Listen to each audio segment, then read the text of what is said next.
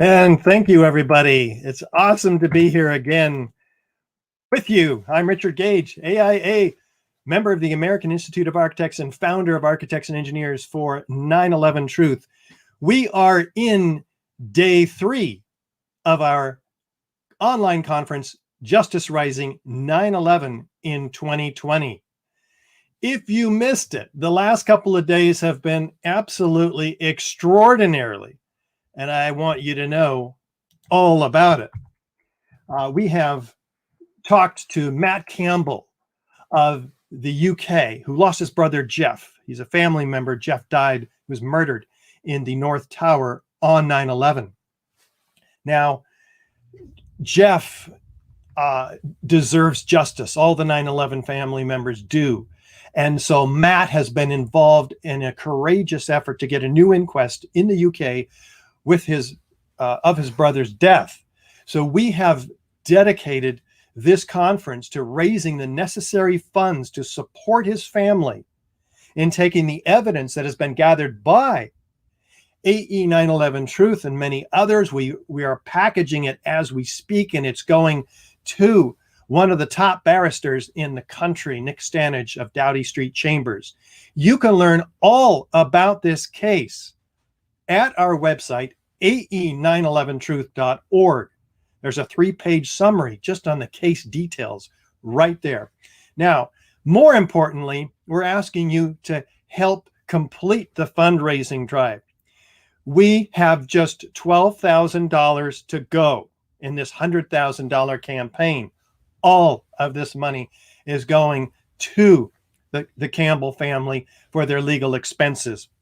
And so all the speakers at our conference yesterday, the day before, and today are dedicating their time and energy free of charge so that you can spend your time, your precious dollars, not paying AE 9/11 Truth for an online conference and all of our speaker expenses, which we don't have, but so that you can support the Campbell family. So that's really critical at this time. And so you can learn more online about that. We then went right into, on Friday, closing in on NIST, the request for correction, which we submitted to expose the fraud of NIST in their most vulnerable 8 points. They have written back, of course. They said, oh, gosh, this is denied. They didn't even give us specific reasons to our specific problems of these very specific points. So we talked about the upcoming efforts, which is going to include a lawsuit probably against NIST. So very exciting effort we're doing. We then turned it over to the Lawyers Committee for 9/11 Inquiry on Friday, and they talked about the successes we've had so far, and we got a lot more to go with the FBI lawsuit, which you can learn more about on our website, and the petition for a grand jury investigation of what really happened to the towers on 9/11. That's been packaged and given to the Attorney General, as we mentioned, and he wrote back, promised, I'll comply with the law, which requires me to submit this to a special grand jury. Well, we didn't hear from him for a year, so we submitted a mandamus lawsuit. Learn all about that and more. That was Friday. Then yesterday, it just gets better and better and better. We looked at the new film that Dylan Avery is making about the finite element analysis computer study of one of the top forensic structural engineers in the country, Professor Leroy Halsey. Kelly David and Dylan Avery combined their talents to make this film. Dylan's, of course, the director of Loose Change, producer, and then the director of Seven, the new film that's coming out in a month on, we hope, Netflix, Hulu. It'll get live streamed on popular networks. We just don't know which ones yet. 1091 Media, Dylan revealed to us, is taking this on. They're going to get it everywhere. So we showed some clips of that film, and you can see these on our website, by the way, ae911truth.org. In fact, you can ask questions to our speakers today by visiting our website, ae911truth.org, and watch this film right there live and afterwards. because you can now watch the archives on our website at ae911truth.org, and of yesterday, the day before. Yesterday, we also went into the details about the computer modeling study that Professor Leroy, who was also here with us yesterday, Professor Leroy Halsey, and Roland Angle, civil engineer, just laid it out on the line. It was an awesome presentation by him. I summarized the key points of evidence in about 5 minutes of the Twin Towers as well. And by the way, you can get all the detailed evidence anytime you want on YouTube from our weekly webinars. There's about 100 of them up there. It's called 9/11, An Architect's Guide, a 3-part series. We ended up the day yesterday with the capstone of that day. It was incredible. We brought back David Ray Griffin. We haven't heard from him for years. Of course, he's written 14 books now on the subject of 9/11. We were chatting. It went on for 2 hours. It was incredible hearing from him, Niels Harrit in the flesh, Stephen Jones also, who came up, who documented the evidence of extreme temperatures in the World Trade Center dust. Niels Harrit, of course, the primary author of the nanothermite paper, which just proved that these towers came down by a very sophisticated form of thermite called superthermite, developed prior to the 9/11 events, of course. It was an incredible conversation. If you missed it, be sure to catch that too. And what's happening today, I mean, it just can't get any better than this. Daniele Ganser, whom I'll introduce in a moment, is with us to talk about false flag attacks and 9/11. We have John Whitehead with us after that, a constitutional attorney and founder of the Rutherford Institute, the Advancing Police State, and 9/11. And then we top off tonight with James Corbett, of course, the inimitable, the unrankable, unoutrankable James Corbett, talking about censorship. The Library of Alexandria is on fire. All that is coming up today. Now, I want to start with Daniele Ganser, and just a couple of comments also. We have been trying to bring together here a diversity of viewpoints and provide a forum for the big picture. That's what today's all about, the big picture. And we want you to know, of course, that AE 9/11 Truth doesn't cover the big picture. We're quite narrowly focused on the evidence that brought down the World Trade Center Twin Towers. But it is so important that we realize there are massive implications of these buildings being obvious controlled demolitions. So we certainly want to bring in those who are experts in these areas, but we don't endorse everything that they're going to be sharing. Of course, we haven't done this research. These guys are experts in their own respect. So we're all about science, which we've been discussing, particularly yesterday, truth, not just about the buildings, but about 9/11 in general and the powers that brought us 9/11. So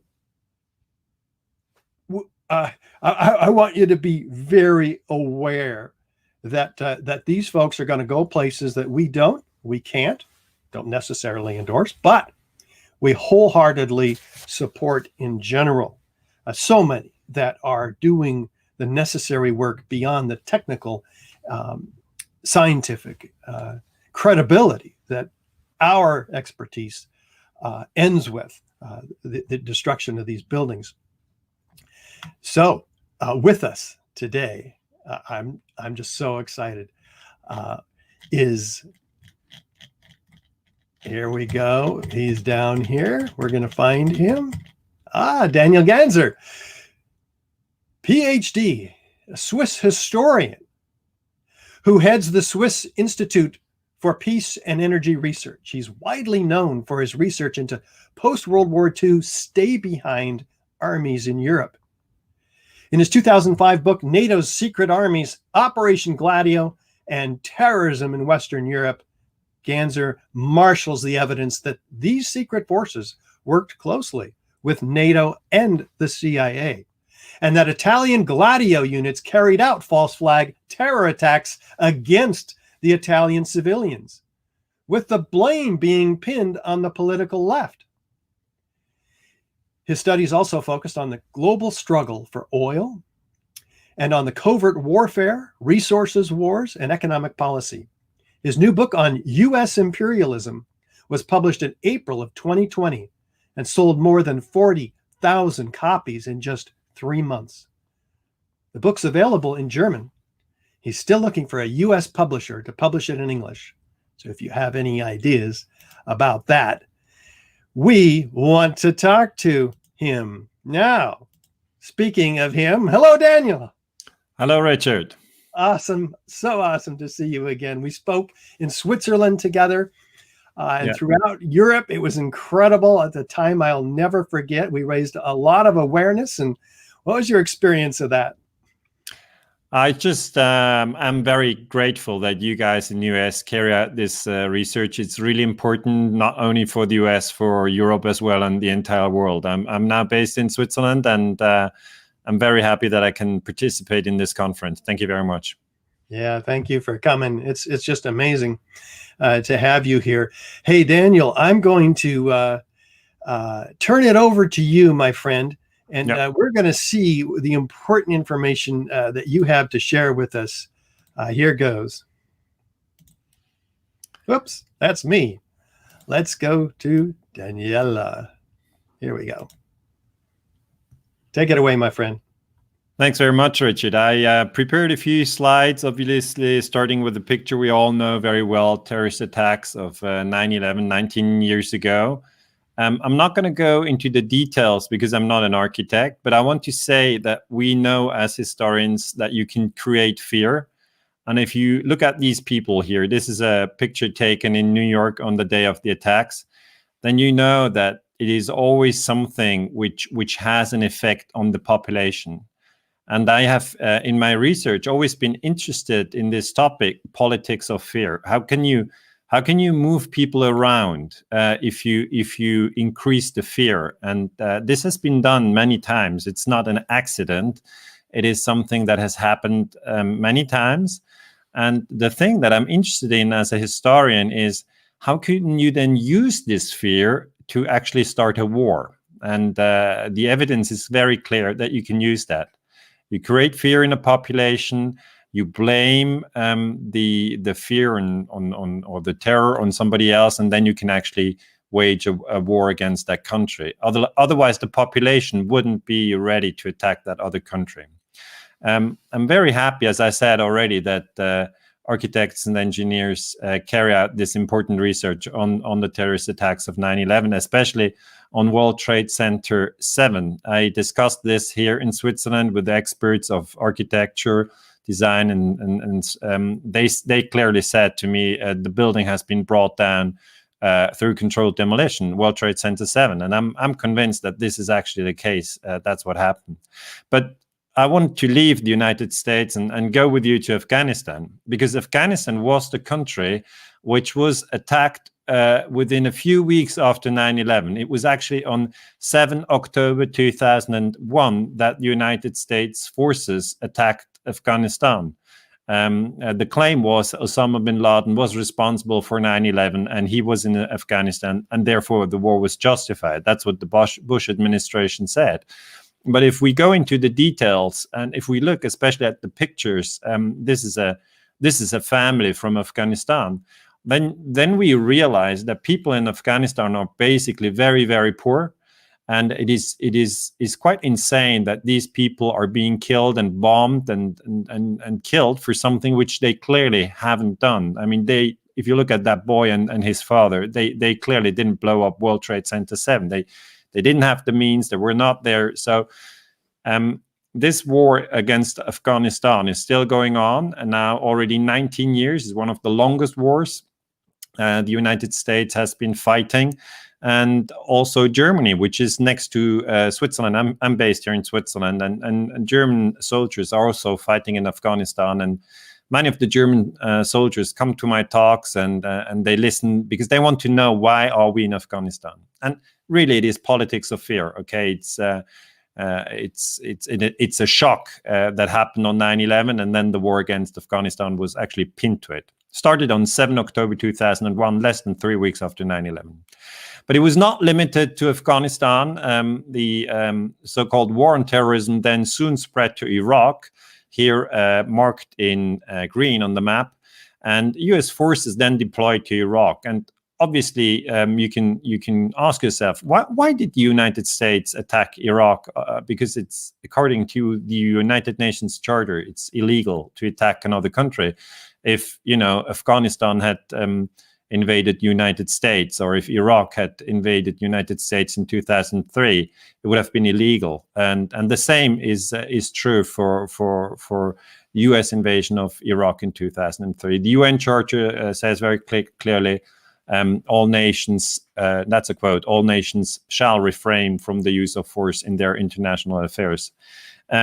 So at that time, President Bush, who was also in charge in 2001 during 9/11, he said, we must attack Iraq because of the weapons of mass destruction that they are in Iraq. Later, it was shown that that was a lie. There were no weapons of mass destructions in Iraq. But still, U.S. soldiers who were fighting in Iraq and who were killing people in Iraq, they were convinced that they were doing the right thing, many of them. And asked in 2006, so 3 years after the invasion, the soldiers, U.S. soldiers in Iraq were asked, why are they here? And 85% of them said their main mission was to retaliate for Saddam's role in the September 11 attacks. And this is really very, very sad, okay?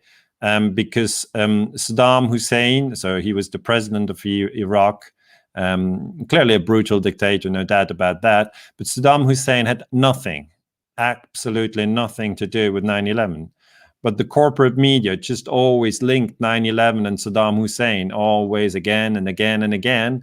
And so these soldiers were actually brainwashed, invaded a country they didn't know. They killed people they didn't know.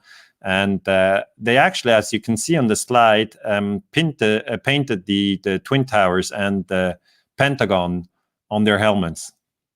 They didn't paint World Trade Center 7. Most of them were probably not even aware of World Trade Center 7, which is not hit by a plane and collapsed on 9/11, as we all know here. But what I wanted to stress here is that politics of fear has a very real effect on soldiers, on officers, and obviously of people in the countries that were invaded.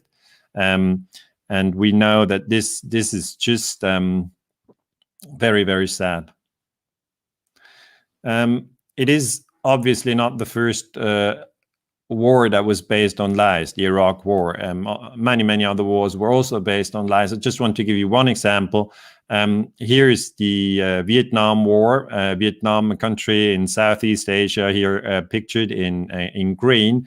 And so Vietnam borders China, and you see that there's the so-called Gulf of Tonkin. The map here is in German because I usually speak German, sorry for that, but it says Gulf von Tonkin in English, Gulf of Tonkin.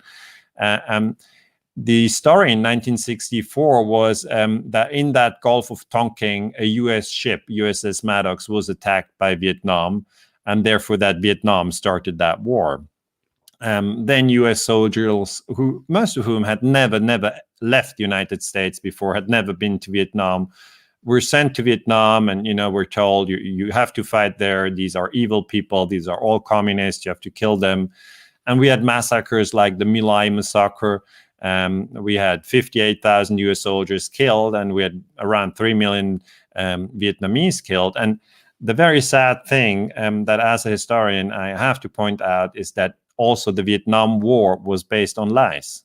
The incident in the Gulf of Tonkin never happened. It never happened in the way that President Johnson, claimed. In 2005, the National Security Agency has declassified formerly top secret documents on the Gulf of Tonkin incident of August 1964. And, the story at the time was, I showed this ship on my slide. This is the USS Maddox. And President Johnson at the time said there were repeated attacks on this ship. And that's not true. It's simply not true. Robert Hanyuk, who wrote the NSA history, really makes it clear that there was no second attack on the USS Maddox on August 4, 1964. And this is really, really a far-reaching conclusion. It just means that the Vietnam War was based on lies. And I know this is very sad, even for people who died there on both sides, US soldiers, Vietnamese people, and it's just very sad. But I want to educate people to understand that wars are very often based on lies. It's not an exception. And obviously, 9/11 led to the war in Afghanistan, and it's therefore very important that we look very, very critically at 9/11, because it really is embedded in a wider historical context. Just another country, I sort of jump with you through the world a little bit, but that is maybe, widening the perspective of the audience.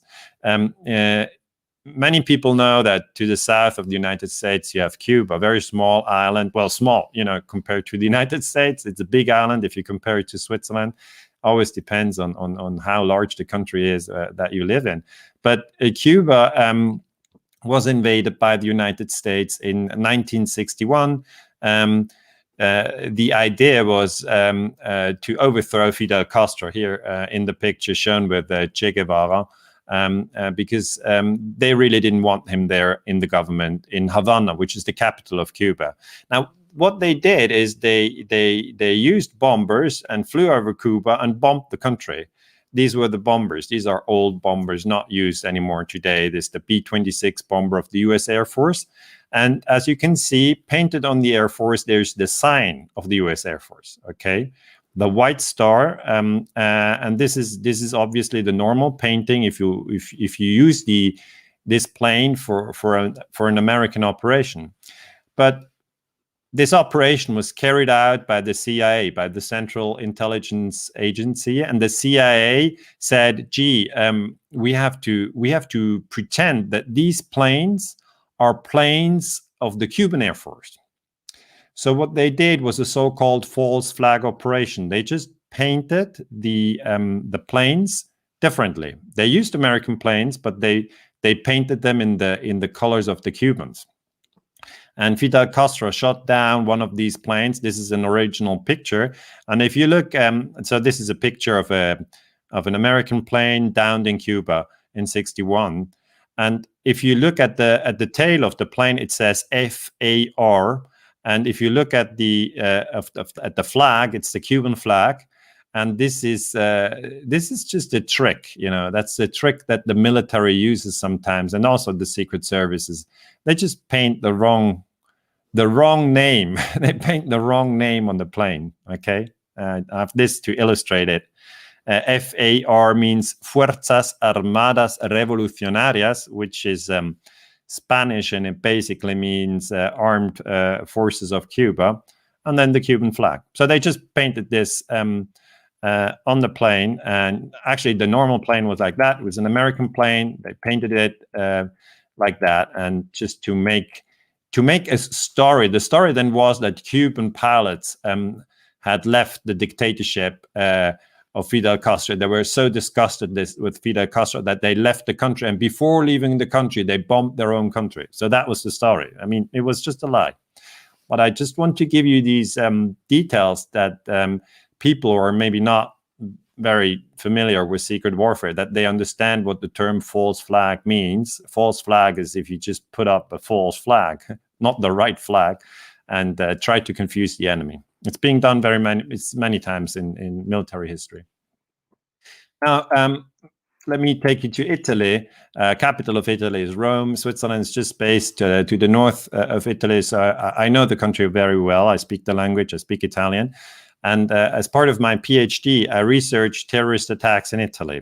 And, I know for some in the audience, this might sound very far-fetched, but I look at very specific terrorist attack in Italy. And I think it's relevant also within the larger context of the 9/11 research that we look at these facts. So please travel with me from Cuba now to Italy. Operation Gladio is a term that maybe not everybody knows, but it became of some prominence in the 1990s. There was a terror attack in the Italian town called Peteano. Now, Peteano is a very small town. Nobody knows it outside of Peteano, probably. And it killed only 3 policemen. Now, people might go, oh, gee, why should I bother to look at something like that? 3 people killed, some 48 years ago. I don't care. But it's very interesting to go into this detail.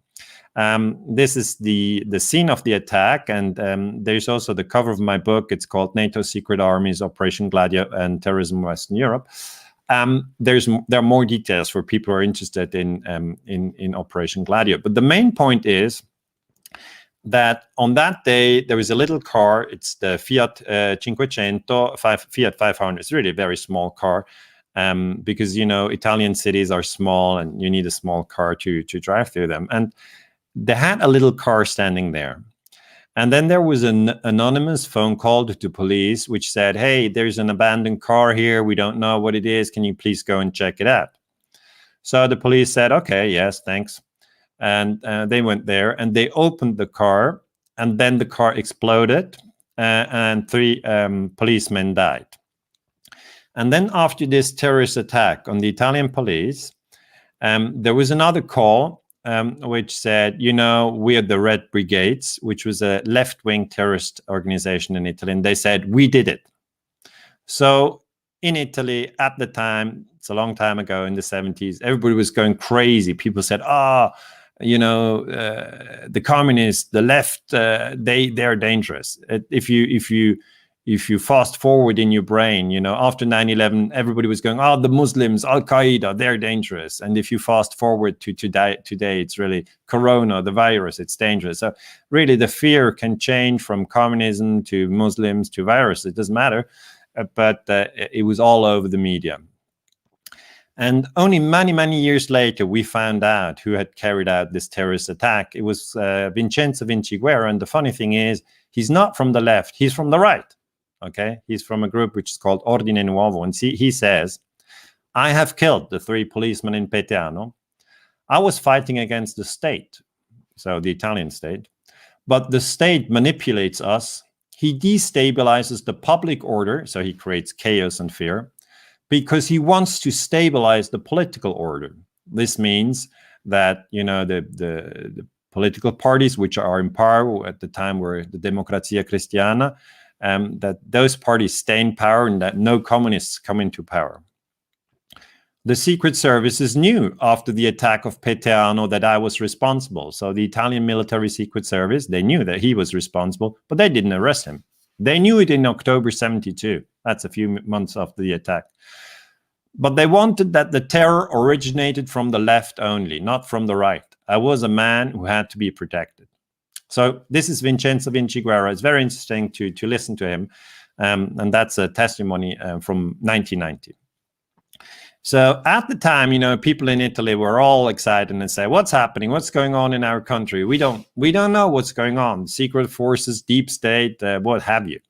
And Italian Prime Minister Giulio Andreotti then had to confirm the existence of Operation Gladio on August 3, 1990. That was exactly the day, the month when Saddam Hussein invaded Kuwait. Operation Desert Storm then later followed in 1991, for those who remember that historical context.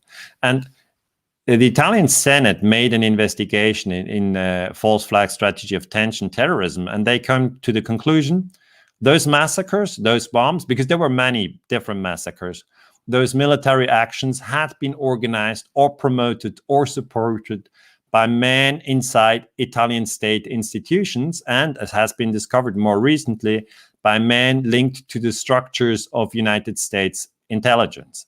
That was discovered in the year 2000, so 19 years ago now, 20 years ago, actually, sorry. Reported in The Guardian at the time. And it's important to understand what the military technique here really is.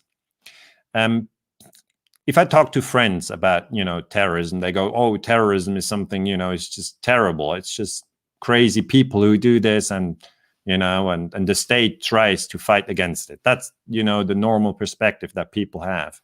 But if you look in more detail at terrorism, then you see that in some cases, the secret services are involved in sponsoring terrorism because they have to gain from it. Okay? And then people go, no, how can that be? Why would you kill your own population? This is really evil. And the answer really is you don't kill all. You just kill a few, and the rest are totally shocked. And when they're shocked, you can move them around. Okay, you can tell them, don't vote the communists because the communists carry out terrorist attacks.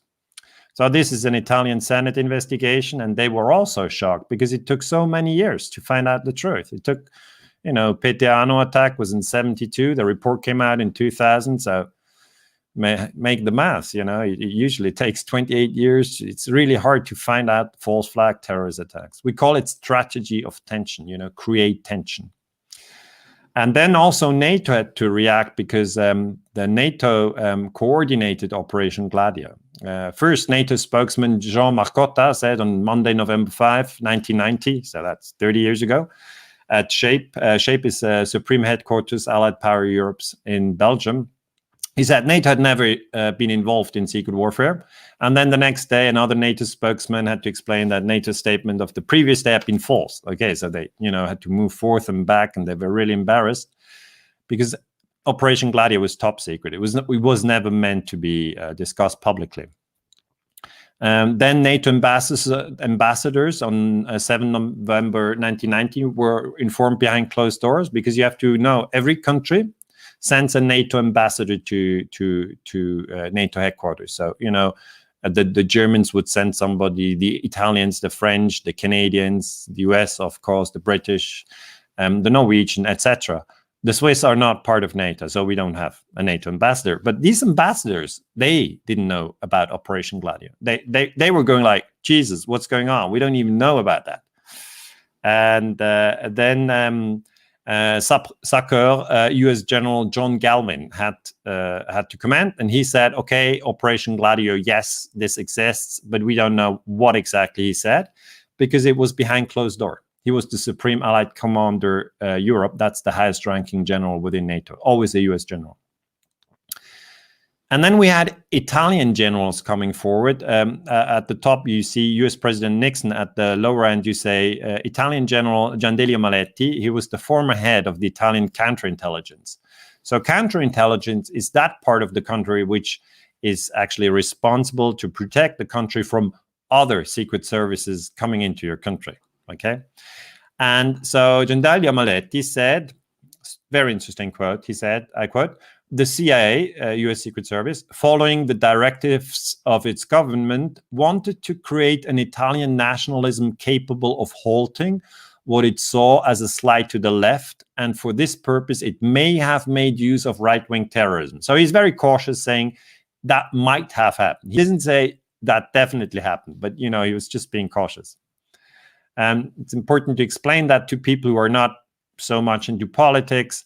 If you carry out a terrorist attacks and you blame it on the left, then the left is being weakened at the polls. That's it, basically. The impression was that the Americans would do anything to stop Italy from sliding to the left. The left means communism. There was a very, very strong communist party in Italy because they had fought against Mussolini in the Second World War, so they had a lot of respect in the Italian population because they were clearly anti-fascists. And so, NATO was scared that in Italy you suddenly have communists in the government.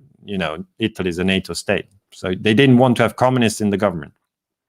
And he says, don't forget that Nixon was in charge, and Nixon was a strange man. So US President Nixon, a very intelligent politician, but a man of rather unorthodox initiatives.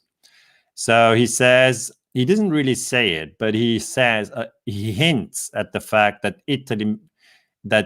President Nixon might have given the orders that the CIA carries out terrorist attacks in Italy. And that's something really, really sensitive for historians to work on, but it's very important to look at that. Giandelio Maletti then said, Italy has been dealt with a sort of protectorate of the United States. There are a lot of military bases still today in Italy.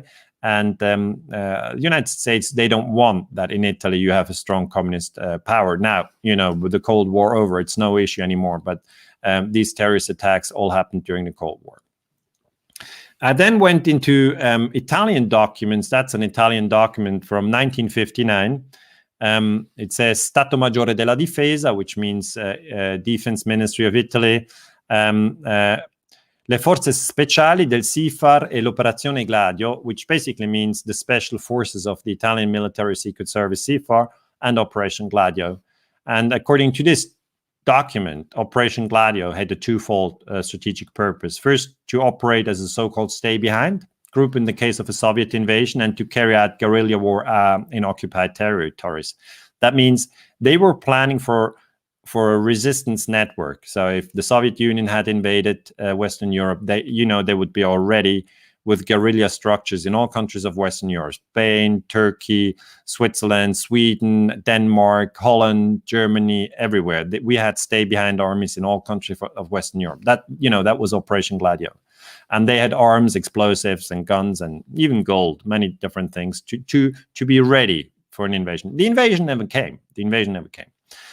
Secondly, to carry out domestic operations in cases of emergency. And that's really interesting, because it seems the historical evidence shows that these secret armies were used to destabilize countries with terrorism. Nobody talks about it. Ask somebody on the street, do you know what Operation Gladio is? And they go like, Operation what? It's not on the evening news. I'm sorry. Do I still have time to add something on Cuba? Is that okay? Yes, you sure do. Okay. You go for it. It is very hard for people who do not work in this very specialized field, which is called secret warfare, to really imagine that you can carry out terrorist attacks and blame them on somebody else. They think, no, this is impossible. This has never happened. It would never happen. It's just insane. It's a conspiracy theory and whatever. They just don't want to look at the evidence. But as historians, I have to look at the evidence. And in the Cuban context, I've told you already that during the 1961 operation, the B-26 bombers were painted with the flag of the Cubans, which was false flag. But this was the Bay of Pigs invasion, and it actually failed. Okay, so the CIA was carrying out this invasion, and it didn't work. Thereafter, the Pentagon was given the task to come up with an idea how the United States could overthrow Fidel Castro in Cuba, because, the CIA basically had messed it up. So people were thinking about, can the Pentagon maybe do it? And then, Fidel Castro was also coming to the United States. He met then Vice President Richard Nixon, who was serving in the Eisenhower administration. So Eisenhower was the president, Nixon was the vice president. And at that time, in 1962, the Eisenhower administration was already out of office, and the Kennedy administration was in the White House.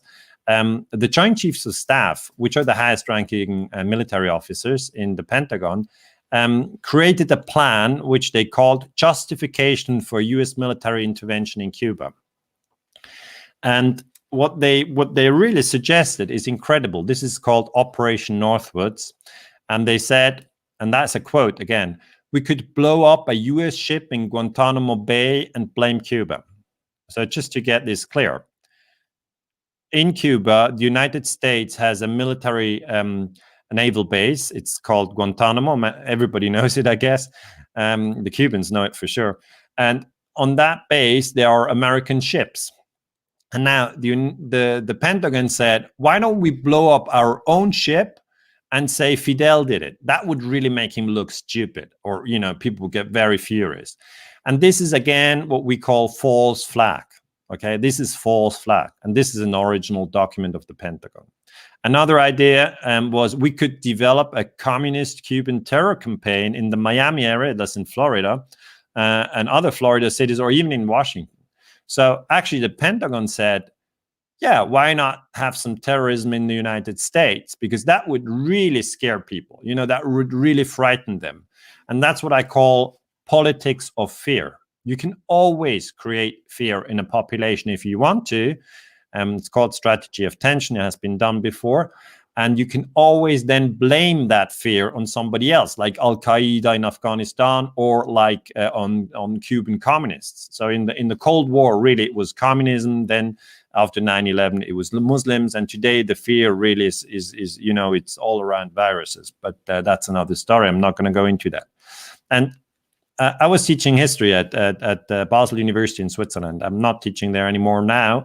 But my students then asked me, gee, Christ, that's really evil. Who are the guys who come up with such crazy plans? And I say, look, these are like they look very normal guys. This is General Limnum Lemnitzer to the very left. He was the chairman of the Joint Chiefs of Staff, and he was the man who suggested we could blow up a U.S. ship in Guantanamo Bay. And the important thing to understand is that in military history, it has always been the conviction of all generals that you can kill. Okay, you cannot have a war without killing people. So to kill is a normal thing in the military. And the next thing is to deceive. Okay, to deceive is part of military tactics. It has been for 2,000 years. That's not limited to U.S. warfare. It's been, it's been in the history books. Since the Trojan horse. So it's really a long story. And Kennedy, and that's important to remember, Kennedy stopped that plan. Okay, so Operation Northwoods was not carried out. And Kennedy then was shot. He was shot in 1963 in Dallas. I'm not going to go into the assassination of Kennedy, but I have to say I respect the man a lot because he stopped that plan. He stopped Operation Northwoods. He said, we're not going to do that. And he actually, he met the generals. Here is General Loris Norstad, and here on the very right is Lyman Lemnitzer, chairman of the Joint Chiefs of Staff, and Kennedy actually fired him. Now, what do you do if you have to fire a general who is already the highest-ranking general? Where do you put him? And he put it into Europe. Okay, he moved him into NATO headquarters in Belgium, made him SACEUR, Supreme Allied Commander Europe. So that was a degrading, If you're chairman of the Joint Chiefs of Staff and then you go to SACEUR, that's Lemnitzer was not happy. But these guys were enemies. Kennedy basically thought that Lemnitzer is crazy, blowing up American ships and blaming on Fidel Castro. He thought that's crazy. So I looked at that data a little more because it's very rare that we have original documents on secret warfare. And one other idea was to use a plane. You can blow up a ship. But you can also blow up a plane. And these planes were used in the 60s, so they look a little old from today's perspective. But that's a passenger plane from the 1960s. And the military said we could take a plane like that, paint it exactly how it looks. And then we could take such a plane and replace it with a drone in midair. And we would just explode it over Cuba and say Fidel shot it down. That was really an idea. That's what they wanted to do. And I just want to run with you through the original quotes to close my talk, really. That's the last data I want to share with you. But it's really something to keep in mind that this was discussed in the 60s. Again, Operation Northwoods, point 8, it is possible to create an incident which will demonstrate convincingly that a Cuban aircraft has attacked and shot down a chartered civil airliner en route from the United States to either Jamaica, Guatemala, Panama, or Venezuela. And what I think is interesting that they suggested, the generals in the Pentagon, the passengers could be a group of college students.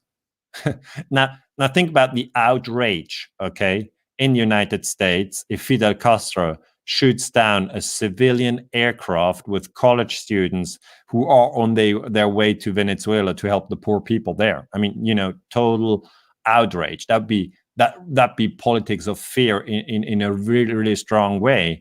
But then people go and ask me, but then who would do that? Who would put college students in a plane and then shoot it down? This is insane. And then I say, no, that's not the way you do it. You say these are college students, but actually it's members of the Secret Services. They board under different names, okay? You can always board a plane if you're from the Secret Service with a different name. And then you take that plane, it goes up into the air, and in midair, you replace it with a drone.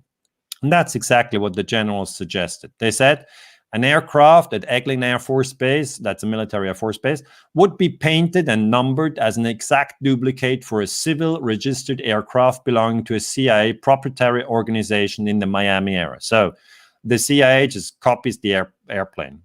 At the designated time, the duplicate would be substituted for the actual civil aircraft and would be loaded with the selected passengers, all boarded under carefully prepared aliases, so wrong names, fake names.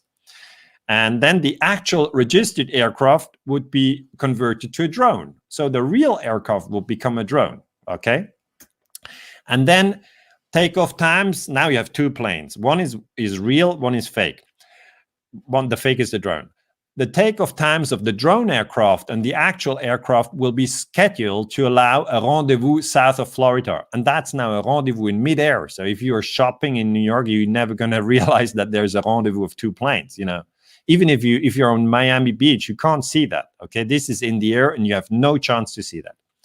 From the rendezvous point, so that's where the two planes meet, the passenger carrying aircraft will descend to minimal altitude and go directly into an auxiliary field at Eglin Air Force Base. Okay, so the plane with people in it will go down on the military Air Force base, where arrangements will have been made to evacuate the passengers and return the aircraft to its original status. And the military then has to work very quickly to just cover up its traces.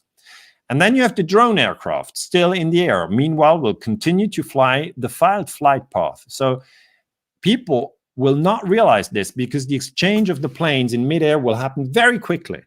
And then the drone continues and flies over Cuba. And when over Cuba, the drone will be transmitting on the international distress frequency Mayday, so help us, stating that it is under attack by Cuban MiG aircraft. So that's a Cuban attack aircraft. The Cuban had this MiG aircraft. And people will just believe that this, distress signal is real because the signal will be intercepted by the international system. That will not be military. It will be the international system getting that information, and people will go, oh, okay, there's a problem. And then the transmission will be interrupted by destruction of the aircraft, which will be triggered by radio signal. So, and then the Pentagon would blow up the plane over Cuba. And this is really, this is really evil. I mean, you can do it. Obviously, everybody who has a head to think goes like, yeah, it's possible to do that. But that way, you can really deceive everybody. And the point that I want to make is, we know from history that wars very often start with lies. That's the first point I wanted to make. I'll just give you a quick summary. Iraq War 2003 was based on lies. And I'm very sorry for the US soldiers who fought there and thought Saddam Hussein had something to do with 9/11. He didn't have anything to do with it. 1 million people killed in Iraq. Very, very, very sad. And I want to explain that also the Vietnam War was based on lies. Okay, there was no attack on the Maddox on August 4, 1964. It was just lies. Johnson lied. It's very hard for people to realize that the president lied, but he did. And the third thing I want people to realize, if they're open to that, is that you can create fear by carrying out a terrorist attack and then blame somebody who didn't do it. But it's very hard, for people who didn't do it to then say, hey, I didn't do it. I mean, Osama bin Laden after 9/11 said, I didn't do it. Nobody listened to him. Because if you carry out a terrorist attack, everybody's shocked. And this very, very strong emotional feeling of shock can then be used to manipulate the public. So that's the news from my side. I hope you found this interesting. Fascinating. Daniele, they've been doing this for a long time now. Like, you have any idea how long? I mean, before the 60s, right? Yeah, I've been working, like, I'm 48 now. And I think I started when I was 25. So 23 years, yeah. I mean, these false flag operations, they just never seem to stop. Hey, I want your listeners to know that I have 2 of your books. Very good. I want to hear that one right there. We're going to send you guys that book. two of you, if you email me right now your address and just put NATO on the email and your address and your name, the first two, we will send it to you. Contact us at ae911truth.org. So we're giving stuff away. Danielle, I'm having a lot of fun doing it as well. My apologies. Nice. What? It's very kind that you share my book with the audience. Yeah, absolutely. You're sharing your wisdom with us. And by the way, folks, at home, if you haven't yet donated to the Matt Campbell, his effort to get a new inquest for his brother Jeff, who was murdered in the North Tower, that's what this conference is building, the $100,000 war chest for his family. All that money goes to Matt Campbell and his family to hire the best barrister in the UK. So we're $85,000 raised now. We've really got to be at $100,000. That's the kind of the fixed fee that we've been given, and that's our fee. And so this is all of this. Everybody who's speaking here tonight is doing this with gratis, so that you can spend your hard-earned dollars partially supporting this incredible effort to get all this evidence we've been talking about now for 3 days and 14 years before that. It's all now packaged and going into the international court system for the first time ever. So in England, the UK. Daniela, I have some great questions here, and we're going to try to maybe say something like 2 or 3 minutes answer each, if we can get through all of them. They are awesome. This first viewer says, were there any changes in Italy after more light was shined on Gladio, or have their media swept it under the rug? They have swept it under the rug. There were books published, but most of it was in Italian. There were Senate reports on it, but there's, even in Italy, people today don't understand what happened. They have people who died in Bologna, have people who've died in Milano, in Piazza Fontana. Many people were killed. And so the audience, the people in Italy were very confused. They were just realizing there's terrorism, limbs falling apart, heads being crushed. So the fear thing it was very, very deep. And then they didn't know, was it the left, the right, the secret services, foreign agents? They were just totally confused. Okay. And another one, do you think waning U.S. power, interesting thought in itself that we're waning right now, not a thought, but this opinion and perhaps reality, will result in less false flag terror, or will some other power take over and do the same kind of action? It is a well-known strategy in military history. So the Japanese, when they invaded China, they blew up the railroads. The Mukden incidents called in the 1930s, so that's almost 100 years ago. But then they blew up the railroads and said the Chinese did it. Okay, it was their railroad there, and so it's not really limited to one country. It's human beings who can do it. I focus on U.S. wars. If you say waning, yes, possibly. Obama wanted to overthrow Assad in Syria. He failed. He couldn't do that because the Russians supported Assad. Trump wanted to overthrow Maduro in Venezuela. He failed. So maybe it's waning power, but small country like Switzerland, where I'm based, we're like looking. If a new power steps in, will they be less inclined to use false flag terrorism? And that's the question that you have. And I don't really believe that great powers will from themselves stop from doing that. It's really more that we as citizens must cooperate and talk about it, because it's not something that you learn at school. It's not something that you learn at university. You don't even read about it in the newspapers, and you don't hear it on the television. So most people don't know what false flag terrorism is. They don't know what strategy of tension is. And I hope that we can educate ourselves to the reality of these tactics. And once you know it, once you know how it works and you have a few examples, then it's much easier to understand. Whoever carries it out. Say it again. I'm saying even if a new power comes, and they carry out false flag terrorism, we can recognize it if we know how it works. So we have to be ever vigilant and create our own media, because as we're aware now, 95% of the mainstream media is owned by 5 corporations. Oh yes, yeah. Who runs those, Daniel? I couldn't tell. No, I couldn't tell. I just see that the international media system is not helping the peace movement. They're not.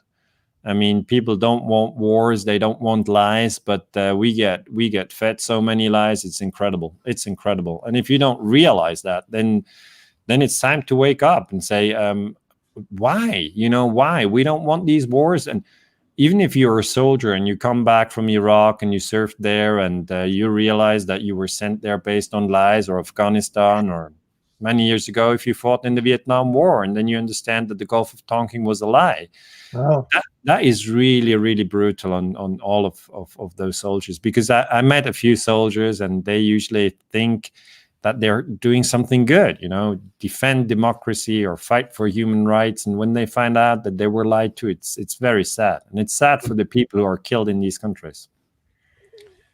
Excellent point. Well, okay, here's this next viewer hit it right on the money too. Why don't countries rat each other out? For instance, 9/11. If China and Russia are really rivals with the USA, why don't they say something about it being a US op? Iran once said something. Ahmadinejad in United Nations General Assembly said something. He wasn't, maybe it wasn't too precise, and maybe he was not the right man to make the comment. But Gaddafi said something once. Gaddafi, who was the president of Libya and then was attacked in 2011 and killed, attacked by Obama and French President Sarkozy and British Prime Minister Cameron. So question really is whether the Chinese and the Russians, why don't they, blow the whistle and say we know what happened on 9/11. Here are the facts. I mean, it's a very valid question, but you always have to keep in mind that the US also has secrets on Russia and China. So, they all have pressure files on the other one. It's a round robin blackmail then. Ah, yeah, it is. That's why people aren't in jail that should be in jail, politicians in this country. Yeah, I mean, people who attack other countries and kill people there should be in jail. Yes, very much so. But they're not. They're very powerful. They're much more powerful. You, Richard, here are collecting, $100,000. They print the money, okay? They print the money themselves. And we struggle to raise enough money to do. Yeah, but you know what, Richard? I think it's just important that between the time that you're born and you die, to just try to do the right thing. It doesn't matter whether you're born into a very high power position or whether you're in the lower medium rank like us two. Even if you're in the lower medium rank, you have the same challenge. Until you die, do the right thing, because you're going to die anyway. And I have decided that I don't want these lies and I don't want these wars. So I educate people on these topics, and whoever wants to listen is welcome to. And in addition to that, this viewer wants to know, it sounds like from your presentation, like lies and staged events are a regular part of doing business by governments. What is your solution? And what do you think the rest of us should be doing so that these practices can be stopped? One idea is that you don't go to war after a terrorist attack. Keep in mind that September 11, 2001 happened, and then there was no investigation really. And 3 weeks later, on 7 October 2001, the US attacked Afghanistan. In 3 weeks, you can't have an investigation. So I'm always saying, if there is a terrorist attack, stop for a moment and don't start bombing another country, okay? That's, point one. Point two really is to understand that we're now 7.7 billion human beings on this planet, and that everybody belongs to the human family. It's very important not to exclude anybody. And this is difficult. I know it's difficult, but the media always tells us that in that and that and that country, there are evil people, and if they're killed, the world is going to be a better place. Now, that's all nonsense, and it's all lies. We can't, I think, go through the 21st century, bombing and killing other people just because the media tell us they are evil, okay? It's always been the same. The media tell us people in Afghanistan are evil and they're responsible for 9/11, and then you have a war there, or you have the same thing in Libya, and so this is really the pattern that I see, that you always should, if possible, remind yourself that other people, wherever they live, whatever color they have, whether they're rich or poor, men or female, whether they're Muslims, Jews, or Christians, or even atheists or Buddhists, doesn't really matter. They just don't want to be killed. They just don't want to be killed. Oh, beautiful.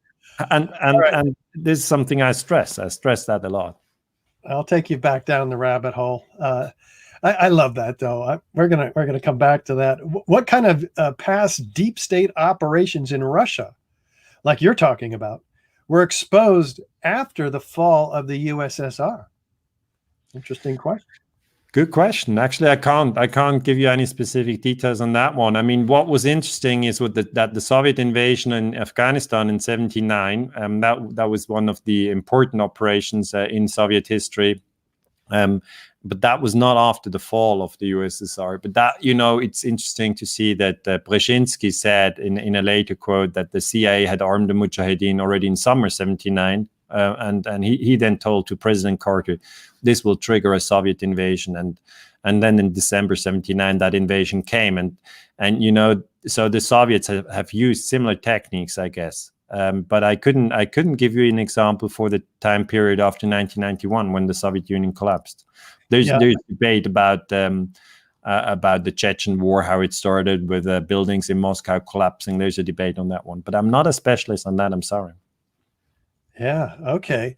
Do you think that they could get away with pulling off another false flag terrorist attack today, in the U.S., and would they get the same kind of compliance from Congress and the American people? Yes. I think, if the shock is very big, people like Richard are going to say, "Wait, no, don't," and he's going to raise 50,000 or so. But these guys, they play with billions, and they own the networks, and they create the stories they want to tell. So they create the stories themselves. If you, for instance, take Pearl Harbor, 7 December 1941, I've looked at the details, and I'm totally convinced that President Roosevelt knew that the attack was coming, but he didn't tell the commanders in Hawaii. That was Admiral Kimmel and the General Short. He didn't tell them the Japanese were coming. So these generals were totally surprised. And before the attack, Roosevelt made sure that the 2 aircraft carriers of the U.S. were moved out of Pearl Harbor because they were important. So they moved them to Midway. And it's all a game. It's all a game. What you get at the end is, there was a surprise attack in Pearl Harbor. And it was not. It was not a surprise attack for Roosevelt. It was just a surprise attack for the American people. And so, yes, I think you could pull it off again in 2025, I think more people are now aware that false flag terrorism is a reality. More people are aware that wars are based on lies, and more people are becoming aware that you don't have to blindly believe what CNN and Fox News and all the other stations tell you. So people are in a waking up process, but it's painful. It's quite painful. I have people who told me, I don't want to know all that. I just don't want to know it. Give me some football or tennis, or let me alone with that stuff. And I can also understand it, because it's hard to realize that we're being lied to, and that our emotions like fear and hate are being manipulated. Yeah, that's hard. It is really hard. Last question for you, Daniele. I saw a headline a few days ago where they claimed Trump would be pulling troops out of Iraq and Afghanistan. How long have we been hearing that? They also claimed this is the longest war in U.S. history, by the way, in Afghanistan. Yes, it is. 19 years. Yeah, they also claim this was happening under Obama. How seriously should we take these announcements? And do you think we are actually scaling these wars down? I hope, but I see the same announcements time and time again, and then a few months later you check and there's still troops there. So that is the withdrawal thing is always difficult, but I'm convinced that the United States is losing the war in Afghanistan. The Germans forces are losing the war in Afghanistan. They're also up there, and a few other countries are up there. But the Afghans are going to win. They're going to win. They don't want any foreign troops in their country, like the Vietnamese. They don't want. They didn't want any foreign troops, and this is sometimes hard to understand that a military which has like some $730 billion cannot win against a very poor country. But you always have to remind yourself of the fact that the people who fight in Afghanistan, they actually live there. Okay, they're not going to go away. They live there, and they don't want any foreign troops. They just don't want them. I'm not saying they run the country in a perfect manner, but the important thing to understand is that every country has the right for national sovereignty and run the country in the way they want. It's not right to always go in other countries and overthrow the government and kill the people. It's not something we should be doing all the time. But yeah, I don't know when the troops are all home, but I hope soon. Why don't you finish real quick, but by telling us a little bit about the Swiss Institute for Peace. How are we creating peace in the world with your institute? I just always focus on the United Nations Charter. It was after Second World War, after Hiroshima, Nagasaki, after Auschwitz, and all the 60 million dead after World War II, the United Nations were created. And then people came together and they said, gee, this is all madness. Why are we killing each other all the time? And then they signed the United Nations Charter. And in the charter it says, that's in Article 2, it says, all nations shall refrain in their international relations from the threat or use of force. Okay, that's a quote. And now if we did that, if no country would attack another country, then we would really make a huge progress. And that's really at the center of this little institute that I created. I was formerly working at Swiss universities, but then when I said World Trade Center 7 was probably blown up, I had great difficulties to, continue working at these different Swiss universities. So the topic here in Switzerland is also very delicate.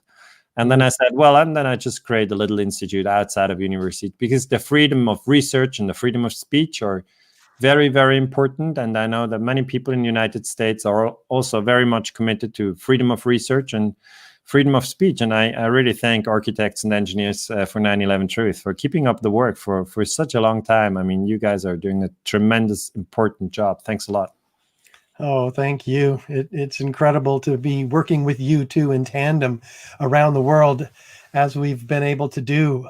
So let's keep at it. We've got a very important message, and I know our viewers are so grateful to you for bringing us this wisdom.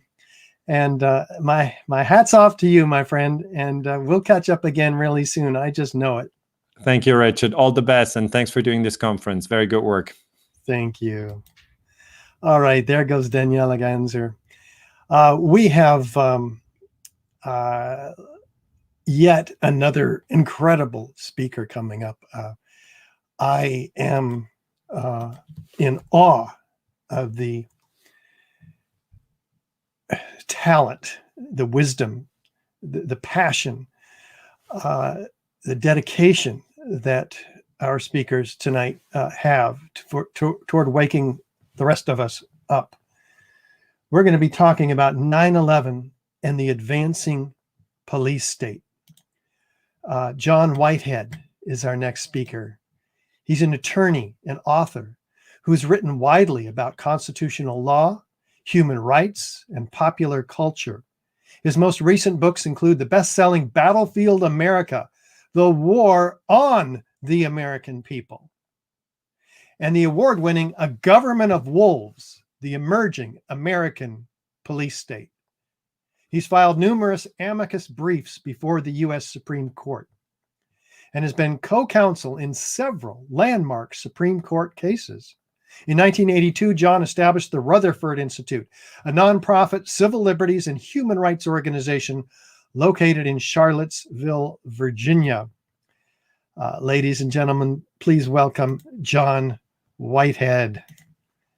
Thank you very much, sir. Wait, I got a clap for you. How about this? Okay. They like you. All right. John, how are you doing tonight?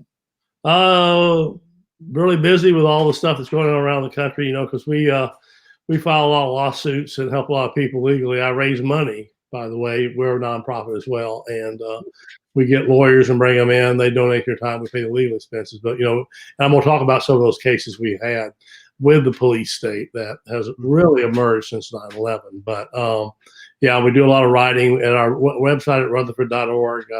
I do a weekly commentary, which, by the way, is heavily footnoted. And we try to get the information out. My motto is education precedes action. And Americans need to get educated. And they're not going to get it by watching mainstream media, by the way. Oh, just think if we could, though. I mean, what would it be like if the mainstream media told the truth about everything? What kind of world would we be living in?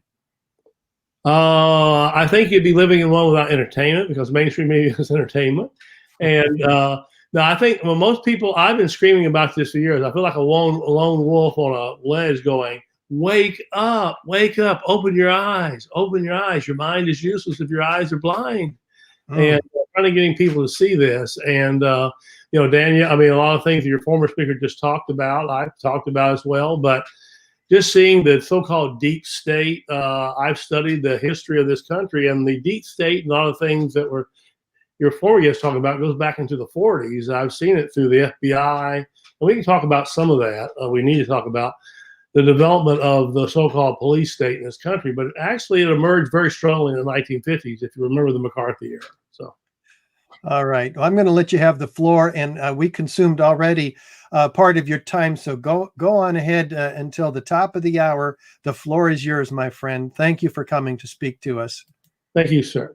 Well, what I'd like to talk about now is we have a police state, and people say, what's a police state? Well, a police state is something where the government watches you all the time. You can get shot in the middle of the night. You can get taken away to a camp somewhere where your family can't see. And under the National Defense Authorization Act, that has actually happened. Presidents can name someone an extremist, and they're gone. They don't get to see their family or get a lawyer. In some of the cases we've been involved in. But if you've heard the phrase the deep state, I was one of the first people to talk about it, by the way, back in 2015 when the FBI memo was leaked saying there was a seventh floor group underneath Washington, D.C. that ran everything. And once you had the U.S. Patriot Act, which it was just belched out after 9/11, it was 342 pages. It was passed in a little over a month. The Congress admitted they did not read it, which allowed sneak and peek searches where the government could come into your home and while you weren't there, download stuff off your computer, do whatever they want to do, and leave without even getting a warrant. National security letters under this, where the FBI or some government agent shows up at your university, your bank, your business, and your employer, if they go see your employer to get information on you, they're prohibited from telling you or anybody that the government was there watching you. And this is just the tip of the tiny iceberg I'm talking about here.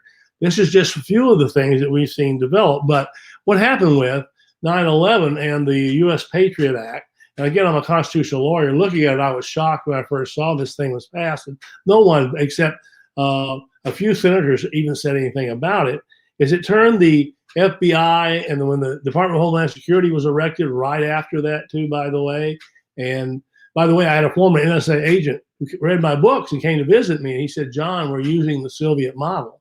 And I did not know what he was talking about. He said, Homeland Security, man. He said, Homeland Security, all these terms you're going to hear, it's the Soviet model. And there's a few more Soviet models I want to talk about in some of the cases I've seen. But we have secret police. They read everything on our computers now. There's nothing that the government doesn't see. They're doing geofencing warrants now in many areas, where if a crime's committed and you happen to be in the radius that they pick, a warrant can be issued for your arrest. And there have been many citizens arrested, and all they have been is somewhere in the area. So they're watching even that with companies like Google. And under the Obama administration, 3 memos were prepared, and they were directives from the Obama administration called right-wing extremism, left-wing extremism, and Operation Vigilant Eagle. There were 3 memos directed at certain groups that needed to be watched. They were considered extremists. But the thing, when you read the memos, and I've written on this, you can go to our website and read about it. The memos use the words extremist and terrorist interchangeably. Incredibly, in left-wing extremists, the government is supposed to watch and maybe round up in times of distress, was PETA, the animal rights group and stuff like that. Veterans were mentioned in the right-wing extremism, returning veterans as a danger. And then there was Operation Vigilant Eagle, which the government focuses on returning veterans from Afghanistan, Iraq, and watches them. I've met with many of those men and had a case, and maybe many of you have heard of this case. It was been talked about a lot. It was the Brandon Robb case that happened in 2012. Brandon Robb was a returning Marine from Afghanistan. He was a decorated Marine. He took weapons away from Al-Qaeda. He defused mines for the fellow troops. Did a lot of really neat things. Decorated, came back, and on a Saturday morning in Richmond, he had just gotten through jogging. He lived right outside of Richmond, Virginia, in August of 2012. He heard some noises outside. He was at home typing. He had his own home business.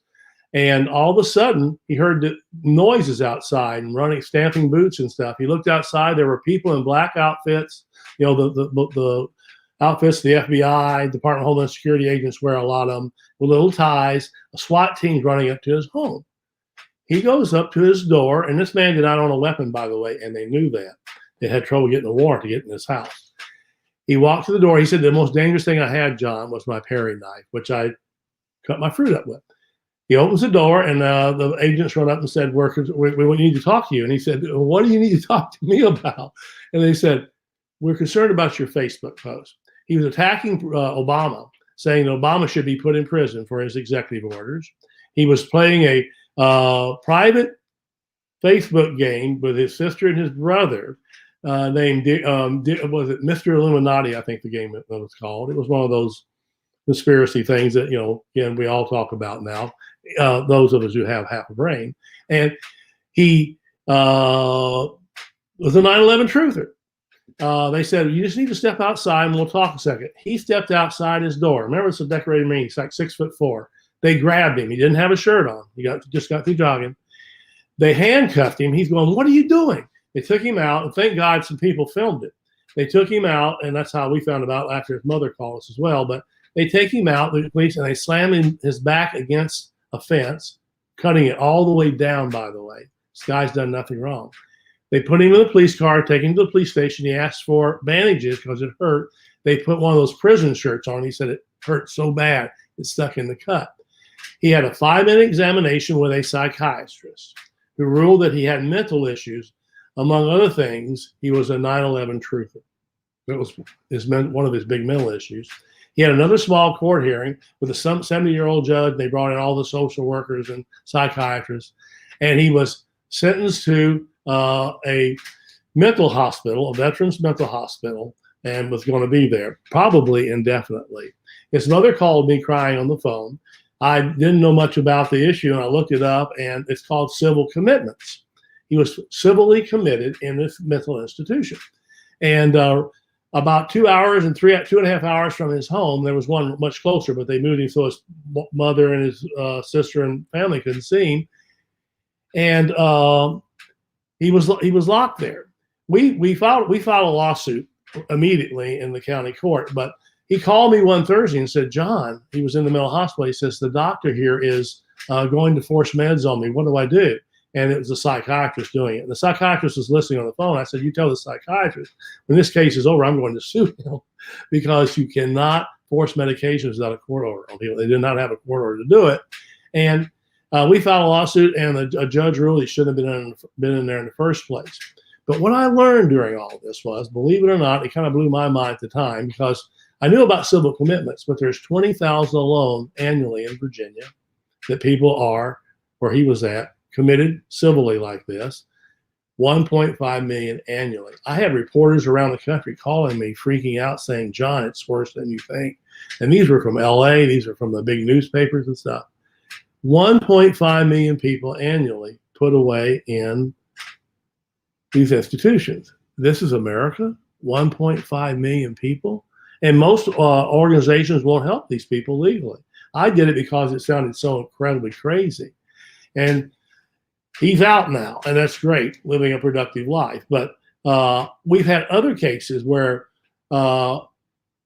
decorated troops this is because the government's watching everything they're doing, we're doing, just make comments about airplanes flying. One fellow, another decorated Marine, someone texted him and asked him what was all the helicopters doing over a local mountain. He said, well, it simulates the mountains in Afghanistan and Iraq. I read the paragraph. It was just a paragraph, 3 sentences. That's all he said.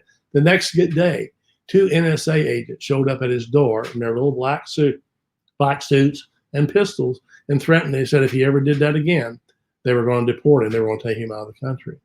He came into my office crying. And I said, no, we got it. We sent a letter telling them we knew all about this and we were going to sue them if they ever showed up at the door again. But this is happening to people across the country.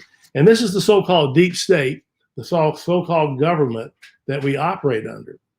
But here's another thing most people don't understand. What the deep state is. I mean, I ask people that question. They say, well, we're under the deep state. I say, what's the deep state? And they kind of look at me. Well, I've studied it and I've written on it. To give you a little update on it, the government we have is not the government you think we have. It's not a representative government. In 2014, Princeton with Northwestern University did an in-depth study of 1,800 policies and laws passed in Washington, D.C. in the 20 years before. They came to the conclusion that we live in a moneyed elite run by 585 billionaires in conjunction with the key players in the federal government. And that's the so-called deep state. It's the fusion of corporate interests with the government, what you might call the corporate state, the corporate elite, and they're there basically to make money. And to give you a quote, I'm going to read you a quote from the study. It's just 2 sentences, but listen to this from the professors.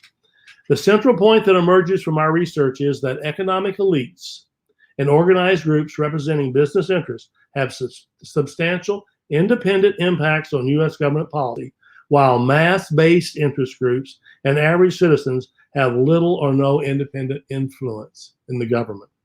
And then they go on to say, when a majority of citizens disagrees with the economic elites and or with organized interests, they generally lose. Moreover, because of the strong status quo bias built into the U.S. political system, even when fairly large majorities of Americans favor policy change, they generally do not get it. That's who runs the government. It's money, folks. And they're increasingly seeing us as data bits, and I will talk to a minute if I have time within my hour, about how once artificial intelligence takes over, there's going to be some real problems. And Google is predicting that by 2029, completely taking over the internet. There was another study that in conjunction with this that establishes something further I've seen. And you're talking to somebody that sued the president of the United States and won a case. I've been suing it out of Washington for 40 years. Washington, D.C. is the most corrupt place I've ever operated in. And Ryan Murphy's an economist at Southern Methodist University, published a recent study on where psychopaths gather, the predominance of psychopaths. He went through each state and ranked them. Guess who ranked first in collection of psychopaths? I'm sure you're getting the point now. Washington, D.C.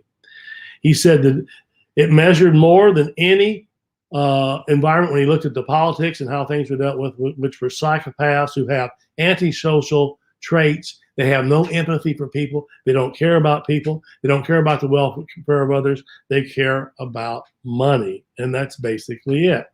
So what we're up against when you say, I'm going to go vote for this guy or that guy, and I'm going to throw him out of office or whatever, who you're not going to throw out is the people running the government. Excuse me. Which is this so-called deep state that, I mean, most of the bills, folks, that they pass in Congress are written by large corporations who get paid for it.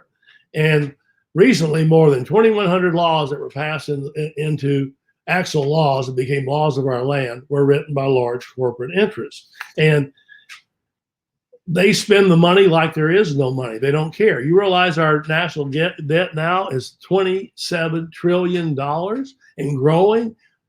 In a couple of years, maybe over $70 trillion. We have economists now predicting the government's going to go into a massive depression pretty soon. And the point is, while all these people are getting rich off of us and running the government and funding militarized police, SWAT team raids, and all the things we're seeing, the average American spends more money on food, clothing, and healthcare, spends more money on taxes and food, clothing, and healthcare. That's where most Americans are at. They don't care about the average American, and they have all the money. Youth suicides are zooming in the country, suicides among veterans, and I've worked with a lot of veterans, by the way, who suffer from these issues. They come back and see the country they supposedly defend and say, this is not what I saw. And I actually had a top decorated military person come and meet with me who said he finally got out of the army because he got sick and tired of going by the opium fields in Afghanistan and seeing them surrounded by American troops guarding them. He said, John, we're being fooled. We're being fooled. All they want is our money and control. And they're nervous about, well, again, there's other things I'm saying. They're nervous about the so-called police state. They're nervous about where things are headed. And I've written about this. There is a 2030 video, it's called. It was put out by the Pentagon a couple of years ago. It's called Megacities, Urban Future, and Emerging Complexity. It's about 5 minutes long, done by Hollywood Computer. We don't know who the Hollywood Computer is. Hollywood director. He may be a computer, but a Hollywood director.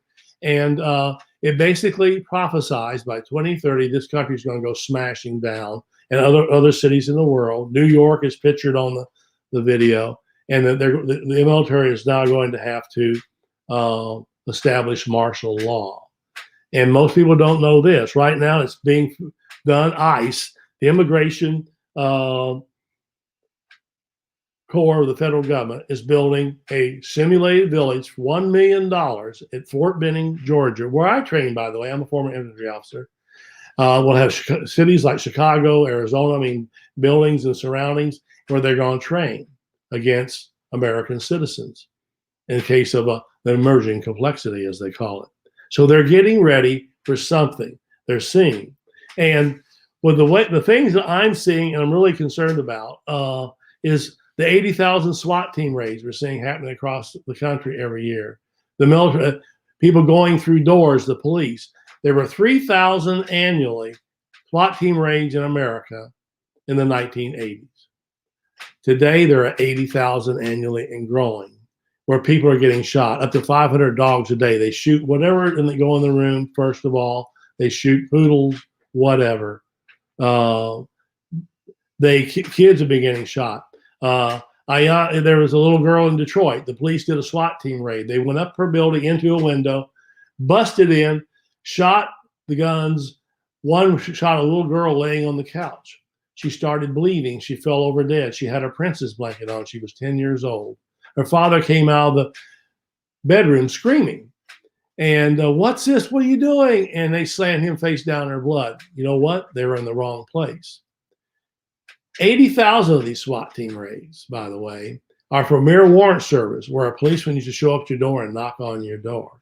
But now they're terrorizing Americans across the country. Jose Guerrero, decorated Marine, by the way, Arizona. The police were doing a SWAT team raids in his area looking for marijuana in people's homes. In the middle of the night, they burst through his door. He grabbed his wife and kids. When you hear that, they do flashbang grenades and boom and disorient you in the middle of the night. He was a decorated Marine. He had the sense to push his wife and kid behind him in the closet. He stood at the end of his hallway with the only rifle he had, his hunting weapon. The police fired 71 times, okay? 71 times. Killed him. He fell forward. The safety had never come off his weapon, by the way. He didn't fire. And guess what? No marijuana was found in his home. SWAT team raids.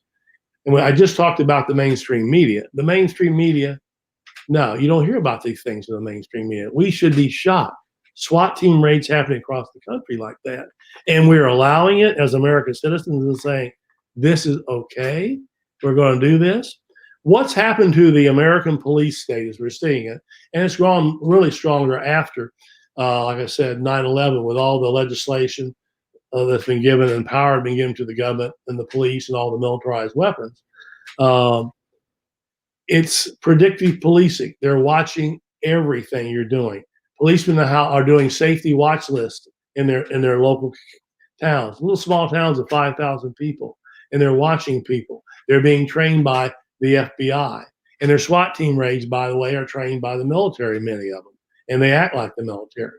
And I've talked to former people who have actually taught in the police academies, and they tell me that the thing that concerns them, they quit actually working in those academies, is because they said these are no longer civil police. They're treating people in the combat mode, and they're training all the police now in what's called the worst case scenario.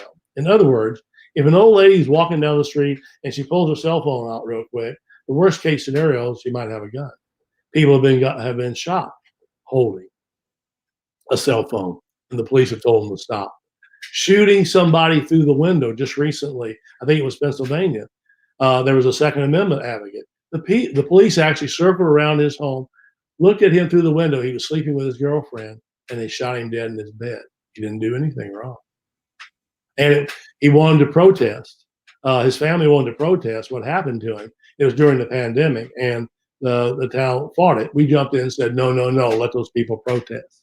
And so this is what's happening today. They're watching all of us, by the way, with what we see happening with what the internet is giving to them. Google, everything that you do on Google, they categorize and they give it to police, they give it to ICE agents, they give it to FBIs, they have contracts with the NSA, they work with the FBI. All this information is given over to the police. So everybody in the United States now has a file. And the Department of Homeland Security, by the way, is doing threat assessments on all homes across America. They go from the color green to the color red. If you own a weapon, it's red. If you have a criminal record for whatever, it can be a yellow. But people have asked me in the cases we've been involved in, a few very strange cases where police show up real agitated, they have all this information on their screen devices. And they're ready to go in the worst case scenario. And that's why you're seeing all these shootings. It's the training. And I'll be honest with you, it's very poor training, by the way, when you have policemen that are acting like combat troops and treating us like, we're enemy combatants. And that's what's happened. The old theory was that we were the masters and the government agents were our servants. I used to see serve and protect on the 5 police cars. Most time when I see police cars today, I don't see any of them. That's all gone. And there's a different attitude that's been put into these people. Remember, the Constitution starts with 3 words, really important words. We, the people of the United States. What's that mean? We are the government. Supposedly, the people in Congress are our representatives.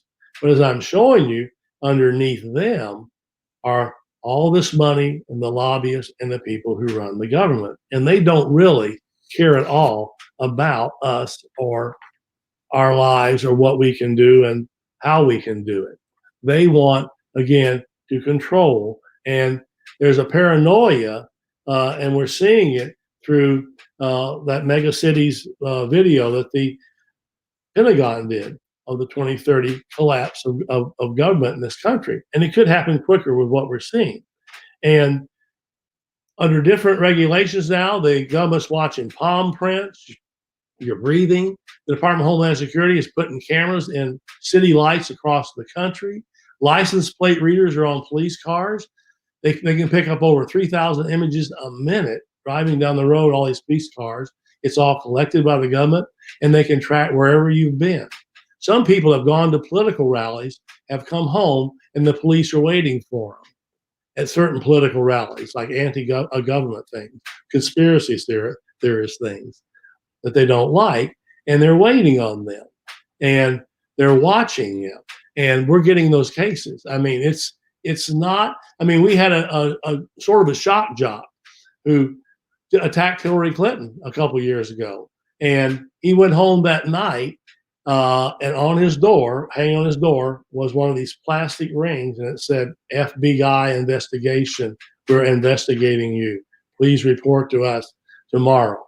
And he called us, and we wrote a letter and told him to back off. You don't do that. We'll talk to you first. And standing up to them. And that's basically what you have to do. But again, predictive policing is where the government's headed in everything. If you've not seen the movie Minority Report or read some of Philip K. Dick's books, his science fiction books, where he predicted all that, yeah, the government is looking to track us wherever we go and whatever we do. They want to control us. And as John Carpenter, the fellow who's done some pretty good movies, They Live, Escape from New York, Escape from LA, and stuff like that, predicting the kind of government we've seen, he said once, I finally realized what the government wants from us. It wants our money so they can spend it on their trips, their vacations, and all the things they do. The average congressman on Capitol Hill works about 2 days a week. 3 days a week, they're basically in phone booths raising money for the next campaign.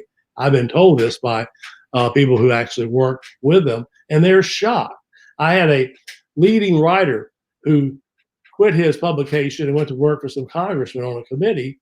And about 2 weeks after he was working there, he called me. He said, John, your next book should be The Evil Corporations That Run Washington, D.C. And that's what we have.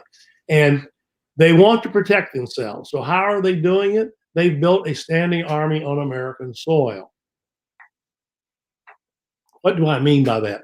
George Washington said, whatever you do not have a standing army on American soil. We face that. And that's what we have today with our militarized police. The Department of Homeland Security has handed out, and many people have seen it, all the military equipment that they've got. And it first was like, we're donating this to the local police so they'll have all these things. And we'll talk about some of the things in just a second. But come to find out, over half of that was new equipment bought from large corporations. And I bet some of those large corporations are involved in the deep state that we're talking about. They've given out Stingray devices to local police. What are Stingray devices? They're small little boxes that sit in a policeman's car. They can pull in front of your home and download everything on your computer and your cell phone and drive off. They've given dirt boxes to local policemen to put in Cessnas. They're much like the Stingray devices. They fly over areas in their circles, and they're, again, tracking everything you're doing on your cell phone, your locations, working through Google, and everything, getting the same kind of information. The Department of Homeland Security has set up fusion centers across the country. There are about 73. And they are centers that work with the military, FBI, NSA, CIA, and Google and Amazon and groups like that, feed information into them from our posts, our emails, and those things. And they create a file on you, study you, a threat assessment, and that's how those dirt box works. When I see Cessnas flying over in circles now, give me a little bit, I'm a little paranoid. License plate readers, which I've already talked about. Grenade launchers. Most police departments have grenade launchers now. They have military aircraft. They have MRAPs, which are basically tanks on tires. Again, I'm a former military officer. Sniper rifles, sniper scopes. They have facial recognition cameras, not only on themselves, but now they actually fit on the dogs' backs, by the way. Dogs have facial recognition cameras, the police dogs. And it's amazing how they've involved a lot of churches. They have clergy response teams.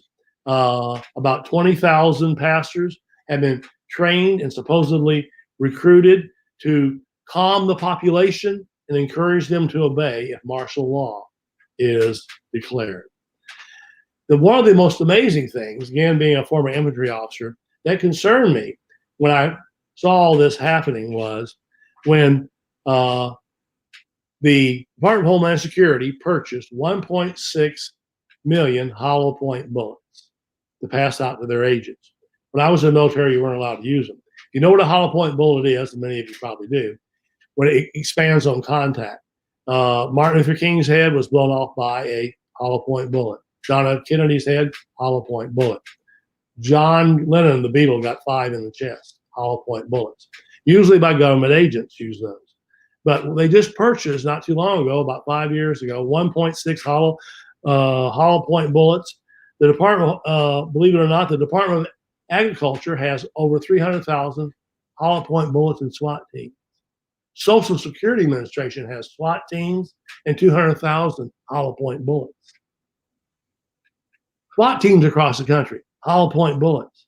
And now there are over 175, listen to this, 175,000 federal agents armed to the teeth, SWAT team gear that circle around the country and move and have the power to arrest. And what did George Washington say? Do not have a standing army on American soil. We've got it, folks. And we're not going to get rid of it, in my opinion, unless we do some things locally, which is where I would point people to. But I mean, you have the National Defense Authorization Act, which I've talked about, which allows the president to say that guy may be an extremist, and they drag you away into a camp and you're gone. And the FEMA camps, which people have joked about saying they don't really exist. Well, the Halliburton Corporation was given $385 million to build them across the country, where people would be rounded up in times of immigration problems or national distress.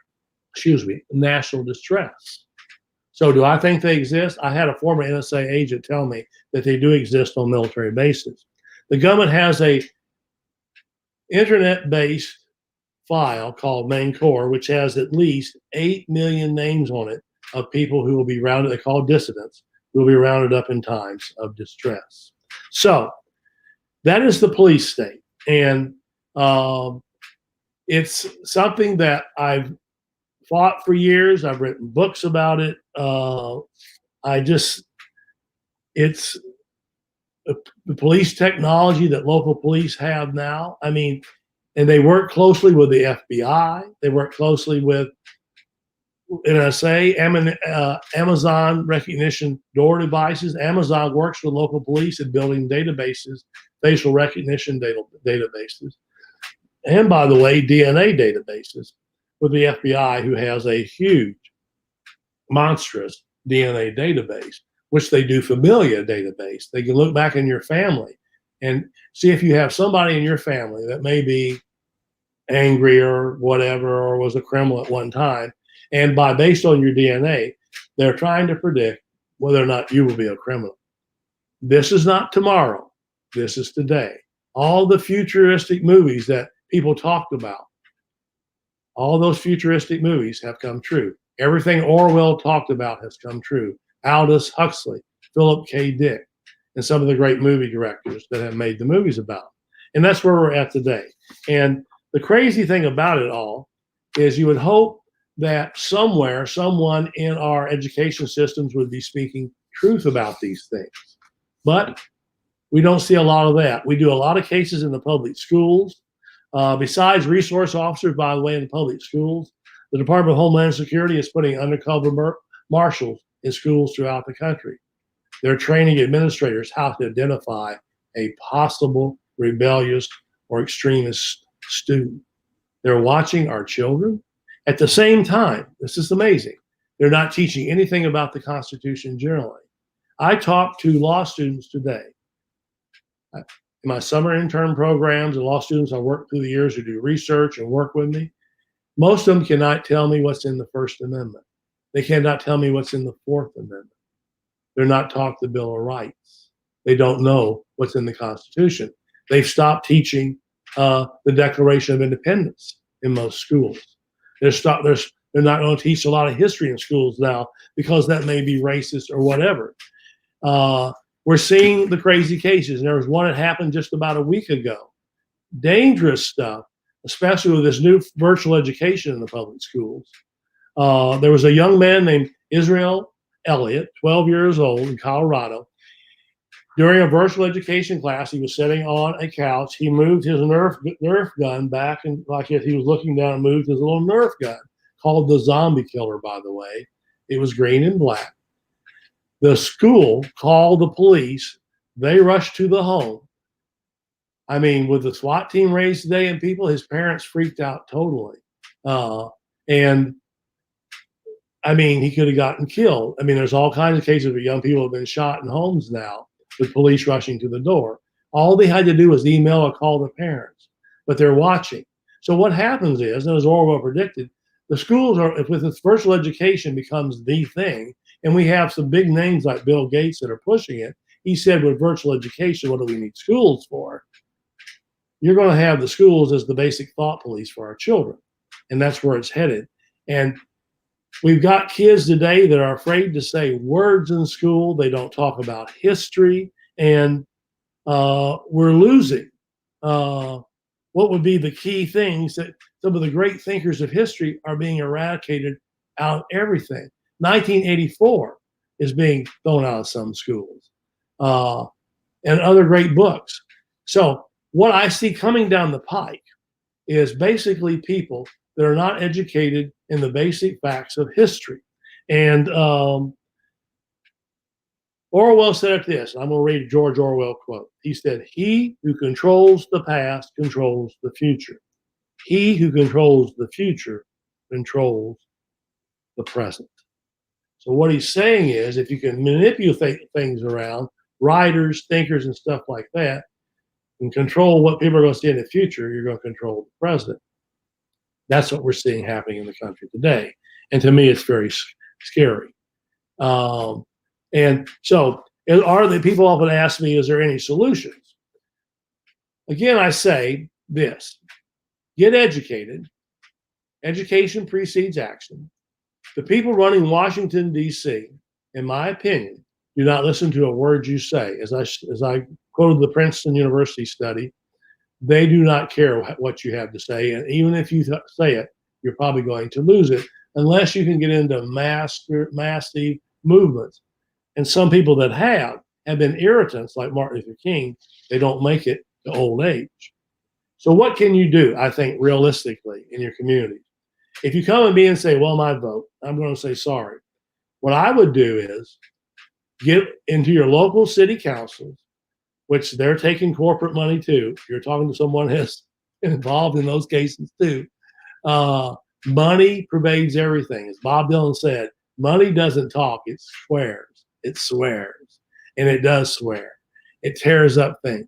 It takes away people's empathy. They start working for money and not their constituents. Get some really good people who want to help their community, who have empathy for people, who want to reduce taxes in their local community, who want to use the 10th Amendment to nullify acts of Congress and federal laws, which you can do, folks. You just have to read your Constitution. When I raised the 10th Amendment, some people, they look at me like, what's that? These are older folks. And I'm telling people, teach your kids in your home the Bill of Rights and the Constitution. Teach them about what it means to be a real freedom fighter. James Madison, who wrote the Bill of Rights, said this: "We ought to mistrust all those in power." I say that's the first principle of a patriot. If you trust the government, you're ridiculously silly. Do not trust the government. Become the government. Get down to your local city council. As I've seen in the past, one man with a sign at the city council meeting is considered a weirdo. 3 with the same sign is considered a movement, and they start listening. 20, 30, you can change the world, folks. And that's what I'm telling people to do. Get off your butts. Listen, the average American watches 150 hours of television a month. Hey, give freedom 1/3 of those hours and fight to save your local communities and start kicking the people's butts in Washington, D.C. Wow. There you heard it, you guys. And from the mouth, a government of wolves, John Whitehead. I've got 2 of these books to give away, John. You don't mind if I do that? No, it's okay.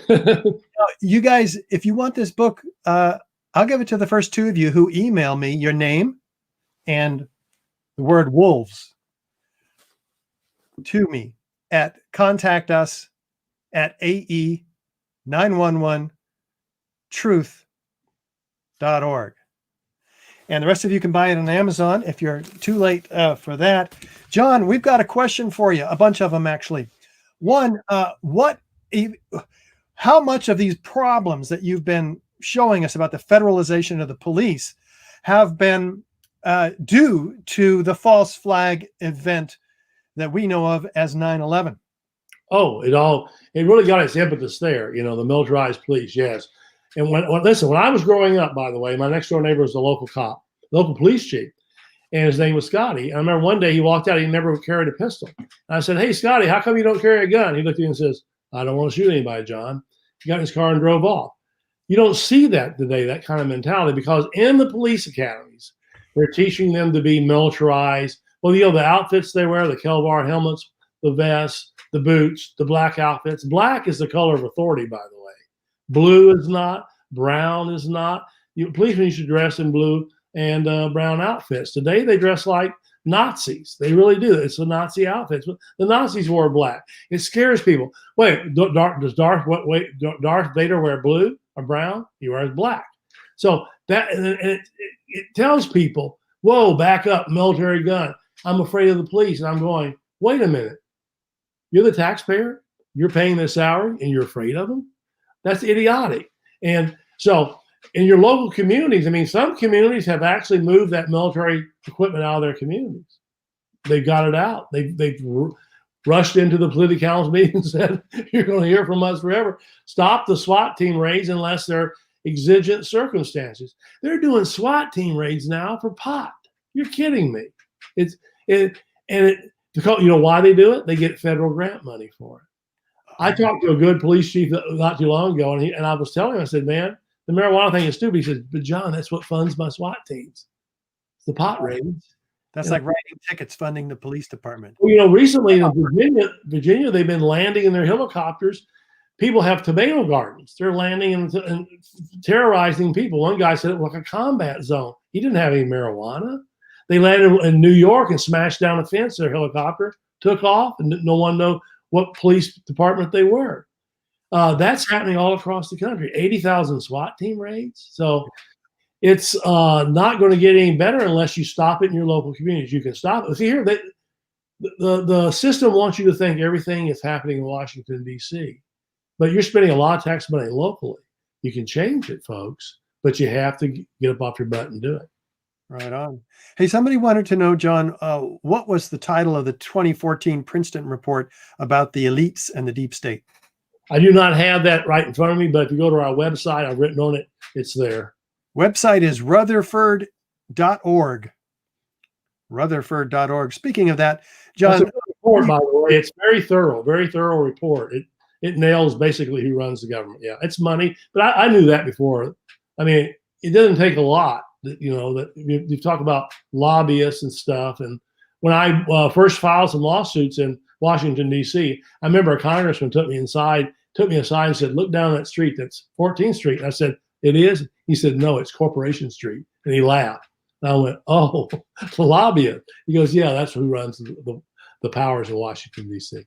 Do you think we can have a more original constitutional way of doing things in this country without getting rid of controlling bodies such as political parties and media monopolies, not to mention the federalized police?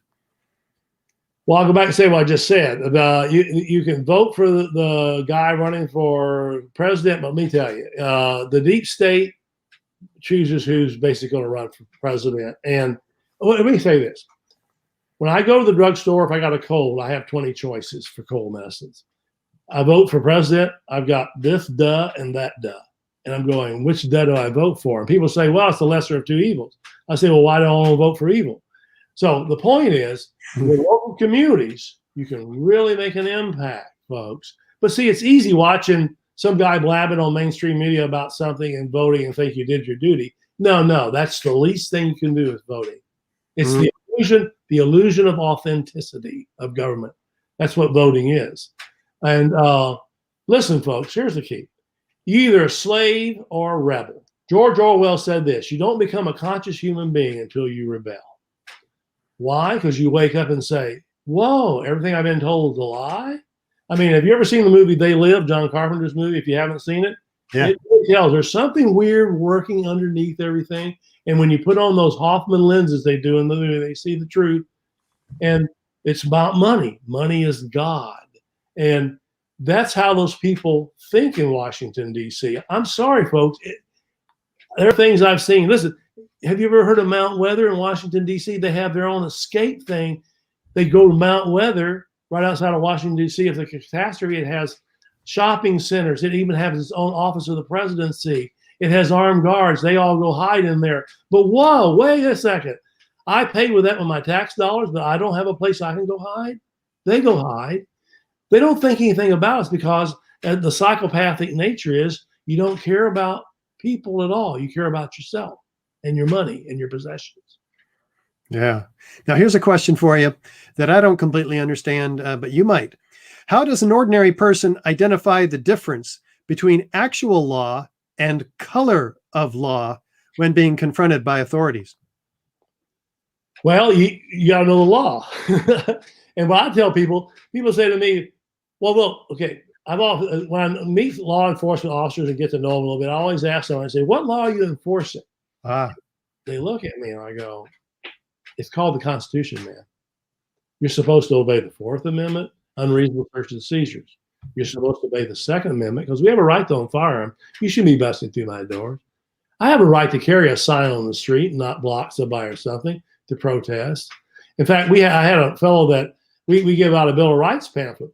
He was protesting on a street corner. The two cops showed up and said, all right, buddy, off the street corner, what are you doing there? And he goes, let me read the First Amendment to you. And he read the First Amendment about them being able to gather together and petition the government for redress. They went, oh, okay, redress agreement. Okay, go ahead. They drove off. Like, it was like Jesus giving them a Bible verse, you know? Cops.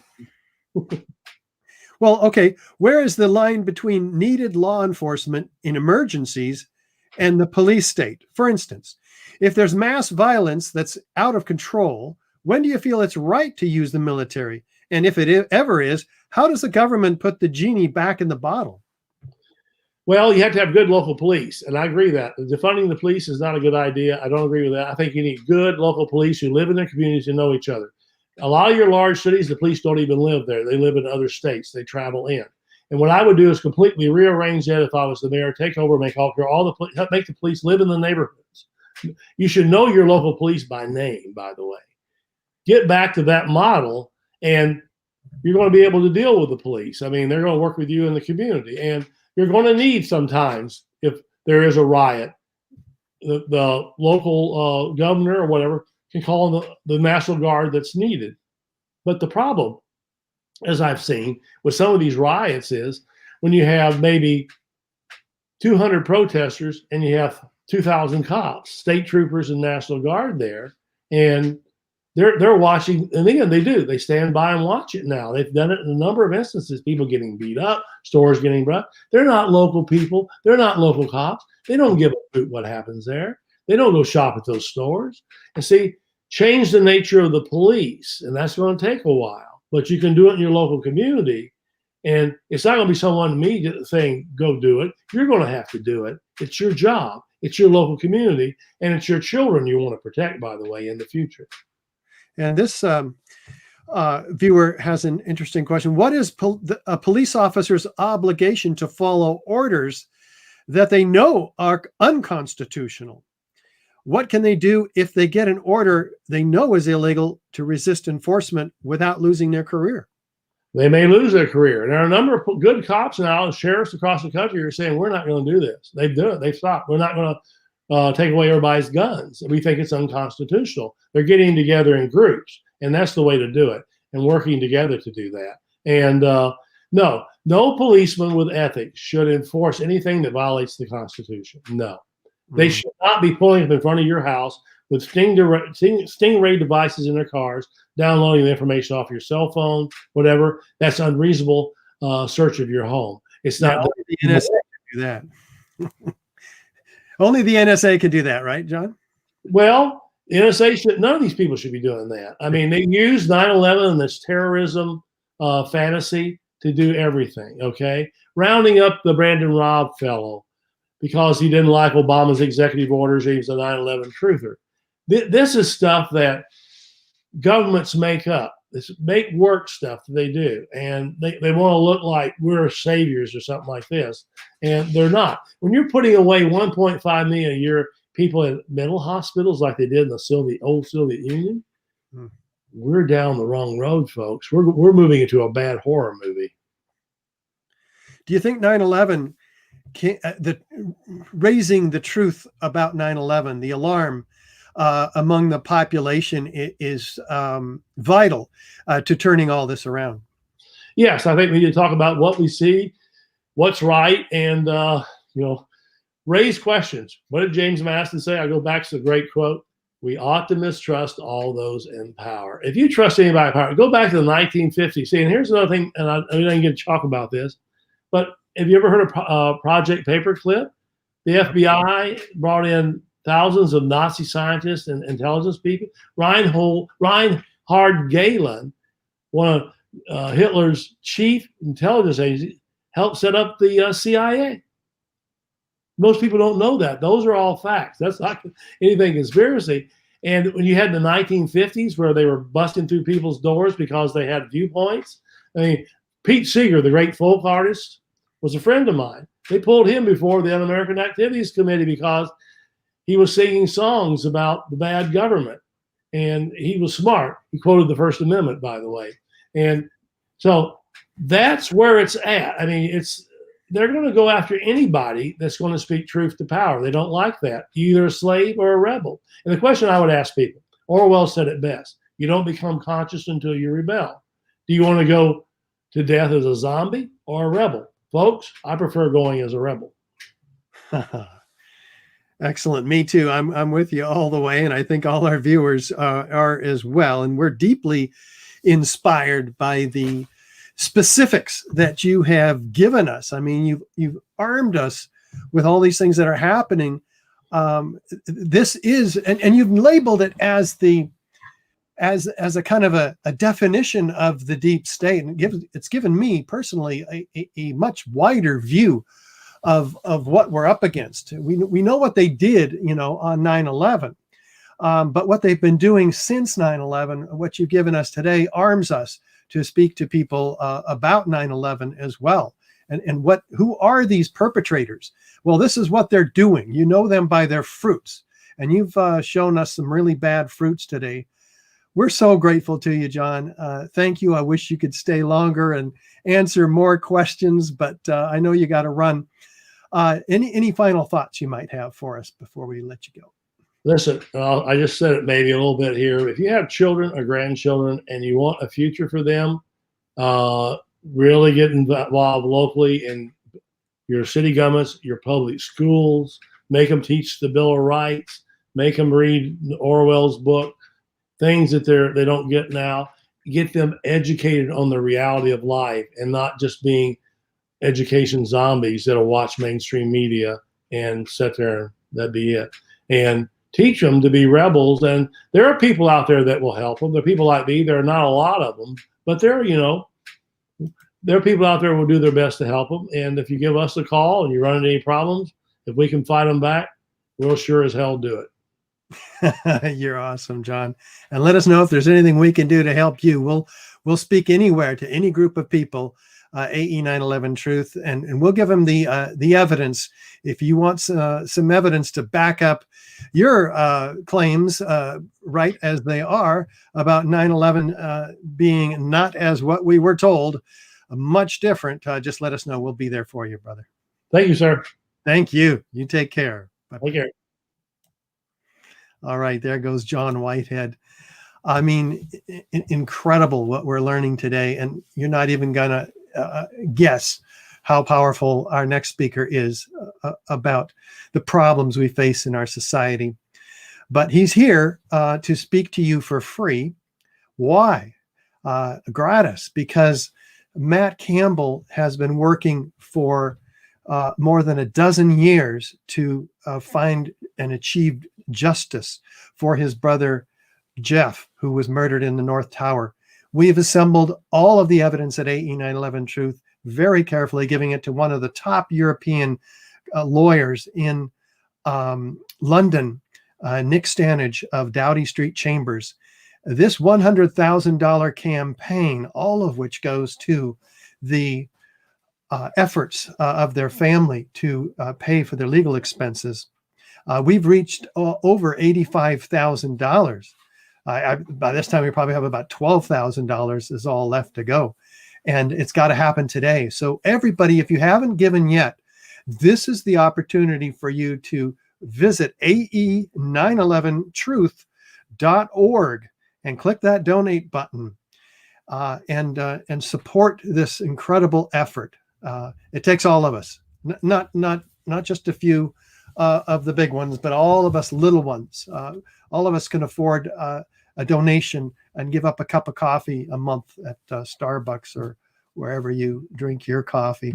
So thank you. This is an incredibly important opportunity because this particular case is tailor-made to get our evidence into the court system outside the US, internationally, in this case, the UK, because the threshold of proving that a new inquest is needed is very low. All we have to prove is that it might overturn, it might give us a new result in a new inquest. And it certainly will, because the evidence is overwhelming and irrefutable for the explosive controlled demolition of all 3 World Trade Center skyscrapers. So this is the opportunity, folks. You've been waiting, sitting back, emailing us saying, why aren't you guys getting legal cases? Well, this is the 3rd or 4th that we have been after, and all of them are pregnant with potential. And this one, the most of all of them. So this is your turn today. Give, please. It's important. It's really important. And that's how we're able to bring you speakers like James Corbett, the awesome James Corbett, who has illuminated so many minds around the world. The Library of Alexandria is on fire. Internet censorship from 9/11 to today. That's what we're talking about here. Now let's get to know this gentleman. He's an award-winning investigative journalist and the creator and host of the Corbett Report, a website he started in 2007 as an outlet for independent, critical analysis of politics, society, history, and economics. James was raised in Canada and graduated with a Bachelor of Arts in English from the University of Calgary and Masters in Philosophy in Anglo-Irish Literature from Trinity College in Dublin, Ireland. He lives in Japan, and that since 2004. Ladies and gentlemen, it is my incredible pleasure to bring you Mr. James Corbett. James, how are you? I am doing very well. Can you hear me loud and clear? You sound fantastic, and you look great too, all the way from Japan. It's an amazing world that we live in, that we can be doing this live via the internet and speaking to each other as if we're in the same room. It is an incredible time to be alive, isn't it? It is. It's unbelievable. And the kind of things we're learning in this 3-day conference, of which you are our last speaker, but we have a surprise at the end also. James, I've been waiting for the whole conference to bring you on with us. You have been an inspiration not only to the 9/11 Truth Movement, because you cover this in detail. Let me just add, if you guys have not seen 9/11 Trillions, Follow the Money, when people say, why would they do this? Or what would they have to benefit from doing this? I mean, there are people like that in the probably most of the people. They just don't get it, right? Here's the cui bono, right? Look at that. James has dug into it. Say just a few words real quick about that before I turn the whole floor over to you, James. 9/11 Trillions, Follow the Money. Yes, thank you for that. Yes, for people who don't know, I did do a documentary film a few years ago called 9/11 Trillions, Follow the Money, in which I explored that question. If 9/11 was a crime, then the old dictum that we've heard from so many detective procedurals over the decades is follow the money. That's how we get to the bottom of who perpetrated a crime and for what reason and how it was done. So that's what I attempted to do in that documentary. And I opened up a few of the money trails on that lead to various perpetrators of 9/11 and some of the interesting things that were happening that day that are documented that are not talked about. So anyone who is interested in that aspect of 9/11 is highly encouraged to go to corbettreport.com/911trillions. And that entire documentary, audio, video, and the complete hyperlink transcript is there available for free, like all my work. Throw us a bone, James. What are three of these trillions that you're talking about here? Well, one of the things that I explore is not trillions, but billions, the billions of dollars in insurance money that was collected by Larry Silverstein.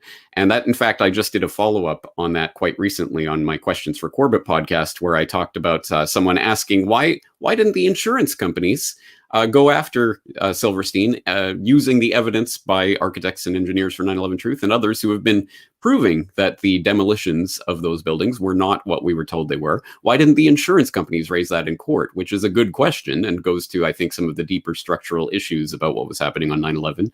I looked at the inside trading, the foreknowledge of the attacks that has been multiply proven by different peer-reviewed studies over the years in various journals, economics journals. Proving that there was foreknowledge of the attacks that were being used on put options and future securities trading in the days and weeks and months leading up to 9/11. And I look at, perhaps most importantly, the announcement the day before 9/11 on 9/10/2001, the announcement from the Pentagon, Donald Rumsfeld saying, yes, we can't account for $2.3 trillion of funds that are missing from our accounts. We can't quite track out what's happened to them, but we're going to declare a war on bureaucracy. And that was the day before 9/11. So again, I think there's a lot of very interesting information to dig up there. I did at least start that in my 9/11 Trillions documentary. I hope people will go there and use it as a resource to find out more information about those I think, very important aspects of what was happening that day. Beautiful. I've got more questions for you, brother, but I'm going to let you have the floor so that you can let us know all about this censorship issue. We're here to learn, and let me just tell you in advance, we're looking for solutions.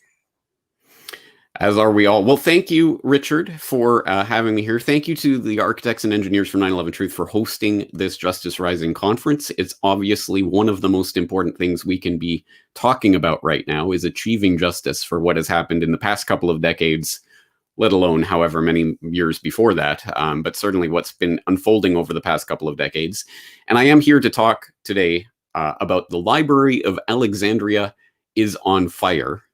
And I'm going to go out on a limb. I'm going to guess that pretty much everyone in the audience and pretty much everyone in the general public has heard something of the story of the Library of Alexandria that goes something like, yeah, there was a great library at some place called Alexandria, and it had all sorts of ancient texts, and it burnt down somehow, and they were all lost. I think that's the general understanding of that story.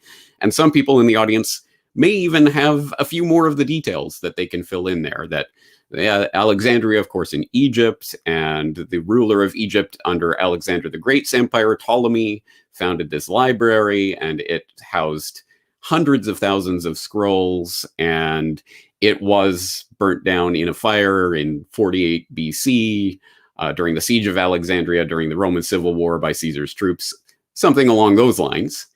Again, I think there is a general popular understanding of this story in broad outline. The only problem being, like most stories in his story, this story too is most likely false, at least in its key details. For people who are interested in what scholars these days tend to believe about the Library of Alexandria, well, yes, there was a library at Alexandria in Egypt, and it was famed, even in the ancient world, it was famed for housing so many different books, scrolls at that time, and different topics. And it was founded in around 2,300 years ago, maybe by Ptolemy, maybe by his son, maybe by someone called Demetrius of Phalerum. It was not just a library. It was actually an entire research institution called the Museon that included laboratories, it included teaching, it included, it was a whole research institution with researchers from around the ancient world. And it also included the library, which maybe housed 40,000, maybe 400,000. Some say 700,000 scrolls, but no one knows for sure. No one knows exactly the full contents of the library. We know some of the things that were stored there, but not all of them. And it was not burnt to the ground by Caesar. At least that's not what modern scholars think. It was probably at least an annex of the library, ? May have been burnt completely, or at least in part, ? During that siege of Alexandria in 48 BC. But that was probably not when the entire library was lost and all of those scrolls lost forever. There were a series of events over centuries that have been attributed to the loss of the Library of Alexandria, but the truth, as always, is probably much more prosaic, namely that the institution fell into disrepair after a purge of intellectuals from Alexandria and a lack of funding, and ultimately the library just basically started to degrade. And it met a rather sad end of just basically falling into disuse and disrepair, rather than the dramatic all going down in one big blaze of glory or infamy.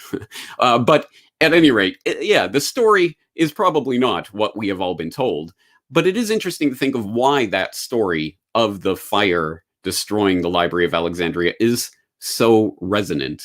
And I think it's because it presents to us a couple of things. First of all, it encapsulates the idea that human knowledge is hard fought, hard won. We have to scrabble to try to eke out this knowledge and understanding of the world. And that is a process that's been going on presumably for millennia, and it takes centuries to accumulate all this knowledge, but it can all be lost in a moment. The great fragility of human knowledge is encapsulated in that story. And also, I think it is interesting to imagine that all we needed was one person with a fire hose at that moment of the outbreak of fire, and we could have saved all of this knowledge. It is certainly a story that resonates with people, even if it isn't true in its particulars. But I guess the question is, so why does this matter? What does this have to do with the price of tea in China, let alone internet censorship in our present day and age? And I'd say it's because this story teaches us a couple of important lessons. One is that history can disappear in a puff of smoke.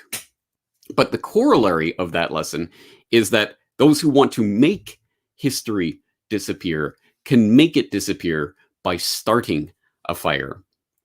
So I'd like to think that the parallels to the situation we find ourselves in today are becoming obvious to the more clued in listeners to this talk, but let's spell it out in its particulars. The Library of Alexandria was described at one point as the first attempt to bring together the sum knowledge of humanity. And it really did aspire to that. It was an attempt to house, if not every book in the world, at least every important book or everything of any note. That was the edict that was given when the library was founded. And it did its best to do that and collected a huge number of very important texts from the ancient world. But if that remit sounds familiar, you may be thinking of Google's mission statement, which, for those not in the know, Google's mission statement is, quote, to organize the world's information and make it universally accessible and useful, which sounds pretty grandiose. As unbelievably large a task as that must have been 2,300 years ago, it is orders of magnitude more daunting of a task in this day and age, where we have orders of magnitude more information, if not necessarily wisdom, that has accrued over those 2,300 years, and more being added by the day. In fact, a mind-boggling amount of information being added every day to the sum knowledge of humanity. When you think, for example, that 500 hours of video is added every minute to YouTube, something along those lines. At any rate, there is a mind-boggling amount of information that is coming online every single day, and more and more so. So the idea of taking all of that information and organizing it and making it universally accessible and useful doesn't quite sound so laughable today as it might have, say, even 20 years ago, back when Google was still in its infancy. And it sounds quite noble until you start to dig into the particulars of how that is being done. But let's backtrack a little. For the younger people in the audience, this story might sound hilarious to you, the older people in the audience might be able to relate to it, but the idea that the internet essentially is the modern day Library of Alexandria, housing the sum knowledge of humanity is something that resonates with me, because I remember specifically the arrow through the brain moment when I realized the incredible transformation that we are living through right now, enabled by this technology that is allowing me in Japan to talk to you wherever you are, as if we are in the same room. The moment that it really dawned on me, the age of information that we're living in, was 2003, when I was living in Dublin, attending Trinity College, and I was over at a friend's place. She was having a little house party, and there was a bunch of us there, and somehow someone got into a debate over who won the 100-meter dash in the 1984 Summer Olympics, or something along those lines. One of those very specific things that as I was sitting there thinking about this and realizing at that moment that at any other time, that would have been the type of debate two people would have had, and they had different ideas of who was the winner. And it would have been left at that point, and people would have went home. And maybe if someone was particularly motivated, they would have went to the library, the actual physical library, the next day and looked it up in a book and said, see, I was right. It was so-and-so. But we didn't have to do that. Someone said, oh, I got the internet. So they checked it, and there it was. There was the answer right there at our fingertips, instantaneously. Suddenly, all these barroom discussions and debates that have happened all throughout history of people arguing over admittedly trivial and not particularly important facts, but facts like that.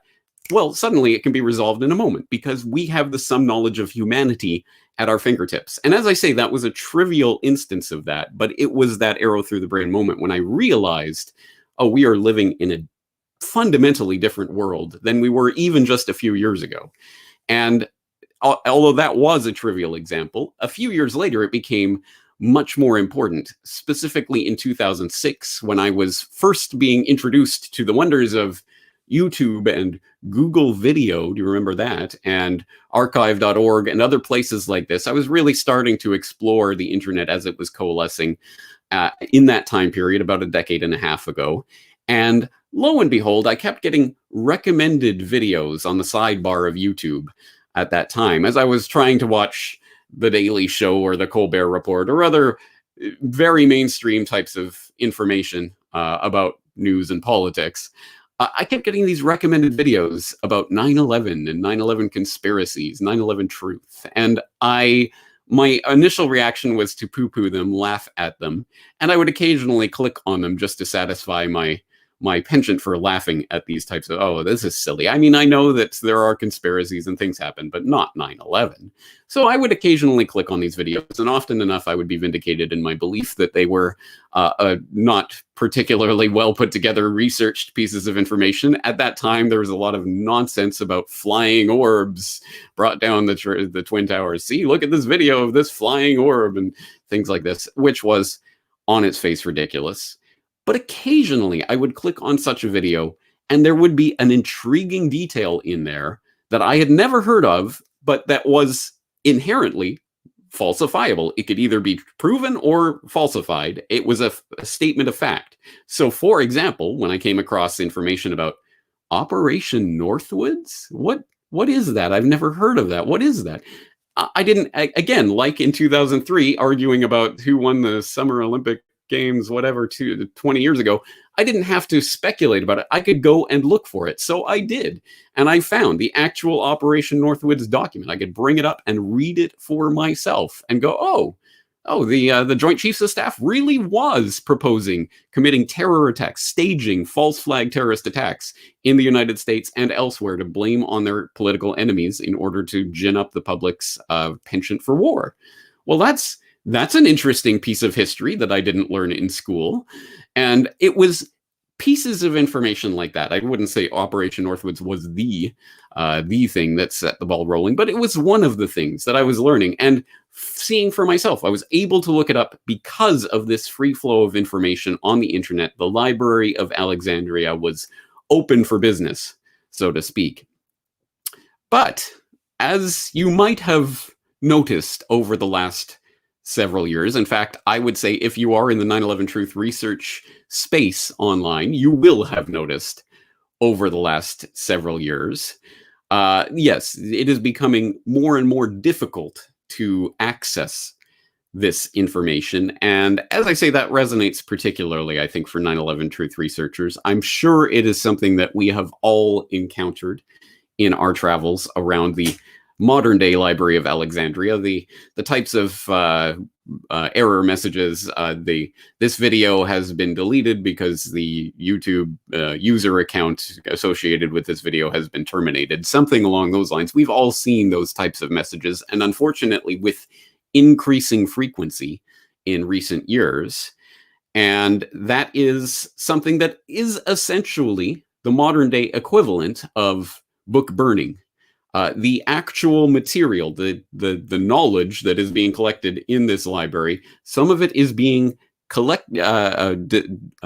deliberately and carefully chosen for deletion, for burning. And that should concern us all, I think, for reasons that are self-evident. Let's just take an example, and one that sticks out in my mind because it's fairly recent, and it involves someone that I know personally. Dan Dix of pressfortruth.ca had his entire YouTube channel scrubbed, 35 million views, over 200,000 subscribers, gone at the flip of a switch because reasons. Google doesn't even give reasons per se. They just say that it violated community guidelines in some abstract way, and the channel is gone. A channel that included, amongst many, many other things, however many thousands of daily video vlog type materials, as well as feature-length documentaries like 9/11 Decade of Deception, which was the document of the Toronto hearings on 9/11 truth. Obviously took place in Toronto on the 10th anniversary of 9/11 in 2011.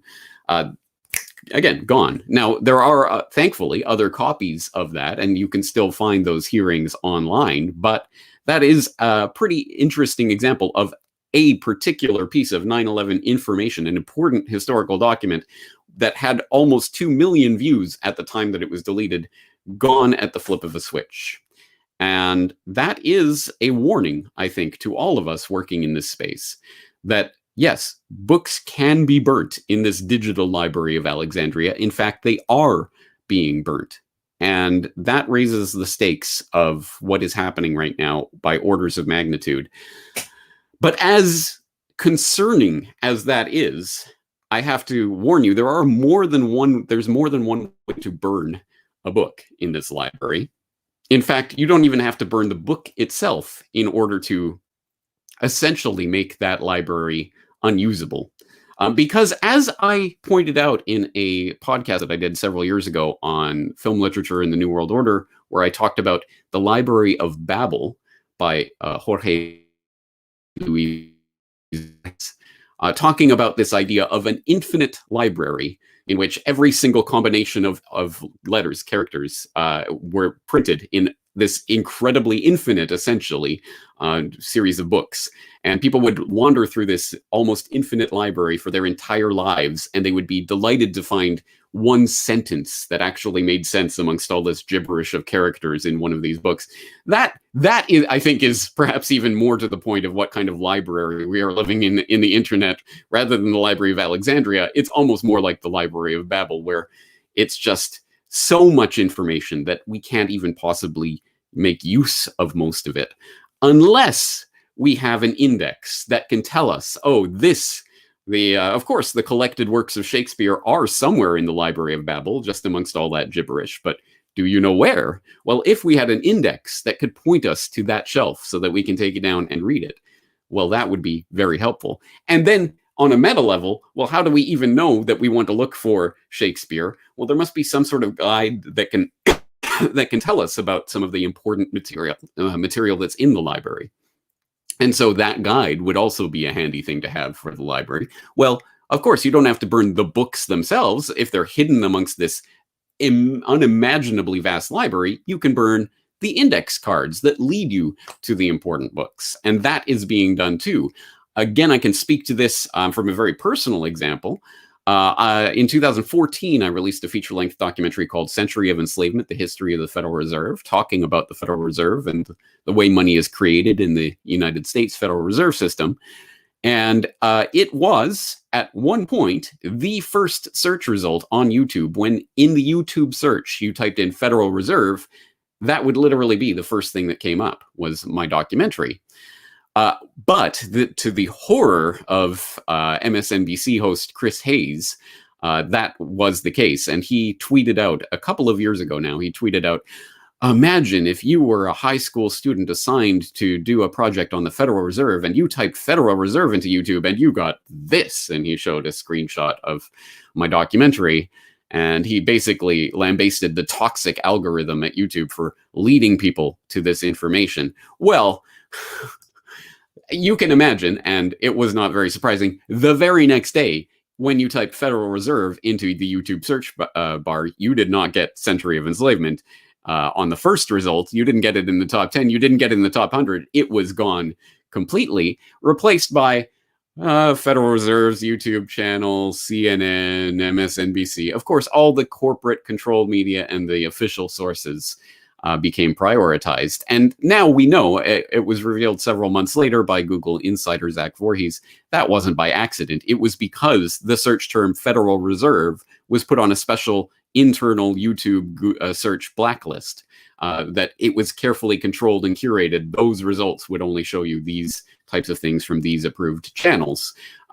As you might imagine, 9/11 information is certainly absolutely being treated in the same way. Again, as anyone who uses these types of platforms will have noticed in the last several years, at one time you could search 9/11 truth and you would find a lot of 9/11 truth information in documentaries. Now you search 9/11 truth and you find more official types of information about 9/11. You find debunkings of 9/11 truth, but finding actual 9/11 truth is becoming more and more difficult. Essentially, they are burning the index cards that will help us find the information in this Library of Babel. Maybe if you happen to know the actual URL for that particular documentary that you're looking for, V6XBMT2, whatever, then you can find that particular video. But I'm going to venture to guess no one is making note of the particular URL and trying to memorize that. That would be ridiculous. No, you need the search engine in order to find this information. And on a more meta level,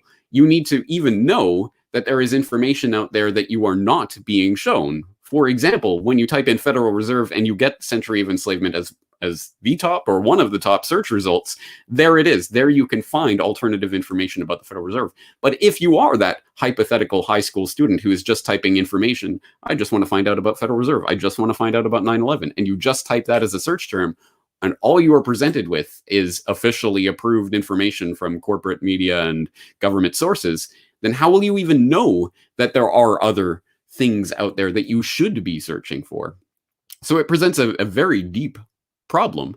And it gets even worse because another way that you can essentially burn, if not burn books in the library, you can at least arrange the library so that it is more and more difficult to access this information. Another way that is done is by changing the idea of what is recommended to you when you are looking for information on any subject or on a particular subject. So one example of this that I often go back to is, again, back in 2006 when I was first starting to look into this information. I vividly remember looking at, say, Google Video, which was a thing at that time, where a lot of documentaries were hosted, because at that time YouTube uploads were limited to 10 minutes. Google Video offered longer form videos, like an hour, hour and a half, 2 hours. I remember watching a number of documentaries that way. And I also remember at that time, Google Video had a daily top 10 videos in which they displayed the most accessed videos of the day. And every single day, I vividly remember around the time of the 5th anniversary of 9/11, I remember every single day there was some loose change or some or multiple truth-related documentaries that were in that top 10 list every single day. And then I noticed when that suddenly went to, all of a sudden, it was nothing but fart jokes and utter trivial nonsense being in that top 10. It was changed from a top 10 to a trending or hot videos. And then they got rid of the top 10 altogether. And YouTube, similarly, at that time, had a front page that was seen by everyone, the front page of YouTube, which would have inevitably things like Loose Change or those types of documentaries every single day. Well, that suddenly again flipped and changed, and they changed it into a trending videos, which was, well, what's trending? What does that mean? Well, they get to decide what that means, and suddenly you wouldn't see any truth-related information there. And then eventually, as we all know, they changed YouTube so that there isn't a homepage that is seen by everyone. There is a tailor-made page seen for you. So perhaps if you tend to watch things like the Corbett Report, if you tend to look for 9/11 information, you might be recommended that information, but decreasingly so. And at any rate, if you have not looked for that information before, you are extremely unlikely to be recommended it by these algorithms. In fact, again, we don't have to speculate about this. This is on the record. Back on January 25th of 2019, YouTube put out a post on their official blog where they noted, quote, "We'll begin reducing recommendations of borderline content." That is content that doesn't actually violate their guidelines, but they don't like anyways. And content that could misinform users in harmful ways, such as videos promoting a phony miracle cure for a serious illness, claiming the earth is flat, or making blatantly false claims about historic events like 9/11. End quote. So you see how, of course, they conflate everything together. They smear it all as borderline content or misinformation and put it off to the side, so it will not be recommended.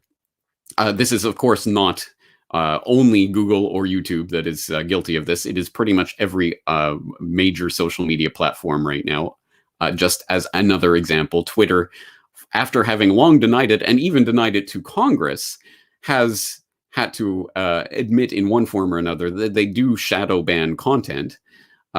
Which, for people who don't know what shadow ban means, it was helpfully explained by former Twitter software engineer Abhinav Vedrevu in a secretly, clandestinely recorded conversation that he was having, that, yes, of course, Twitter does this. And the idea of a shadow ban, quote, is that you ban someone, but they don't know they've been banned because they keep posting and no one sees their content.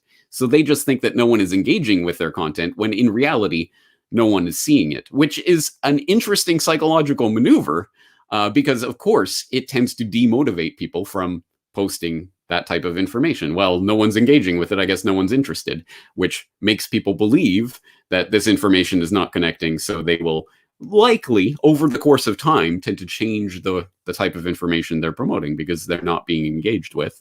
At any rate, it certainly does prevent people from seeing that type of content in a way that's very sneaky. It's almost as if the Library of Alexandria was accepting submissions of books, but we'll take that book, don't worry, and then they just never put it on the shelf. Well, they took the book. It's there somewhere. It's just that it's not being displayed for the public. Yet another example of how they can burn books without actually burning the books, without deleting the content, is to create a section of the library called disinformation and fake news, and then put everything they don't like into that section of the library. Again, the books are there. You can read them. It's just that we're telling you this is fake, this is false, this has been debunked. If you are looking at this information, you should know you are being misinformed. But you can look there if you want.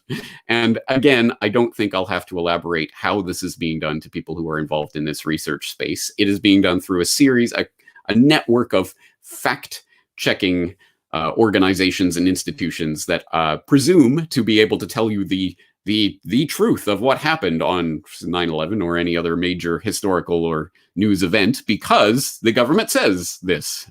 Therefore, it's been debunked. They use a number of different tricks, straw manning arguments and other things, to try to debunk various information so that people will not even look at it in the first place. And I did go through that in great detail in a recent episode of my podcast on who will fact check the fact checkers. So I hope people will look at that for information about how the fact checkers are compromised and their serious conflicts of interest in terms of their funding versus what they claim to be debunking. But one specific example of that and how it operates, I'll point people in the direction of something called NewsGuard, which aims to be essentially a browser extension or an app that people can use to provide nutrition labels for various websites. This This website provides nutritious, fact-based information. This website is full of that fake information about 9/11 or other things. They get to decide what is true and what is not true, and they will helpfully inform people who are using their browser extension of the difference. So who is NewsGuard?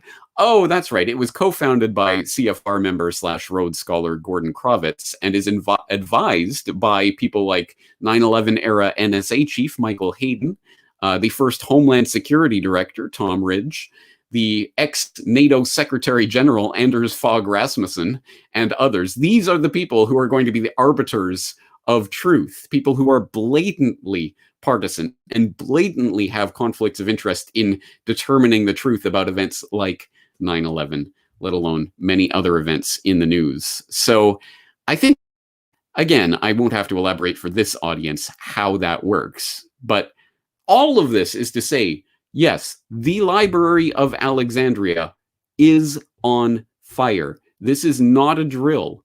The burning of books, digitally or physically, is not a joke. This is what dictators do. It is what they have always done, and people have understood this for millennia.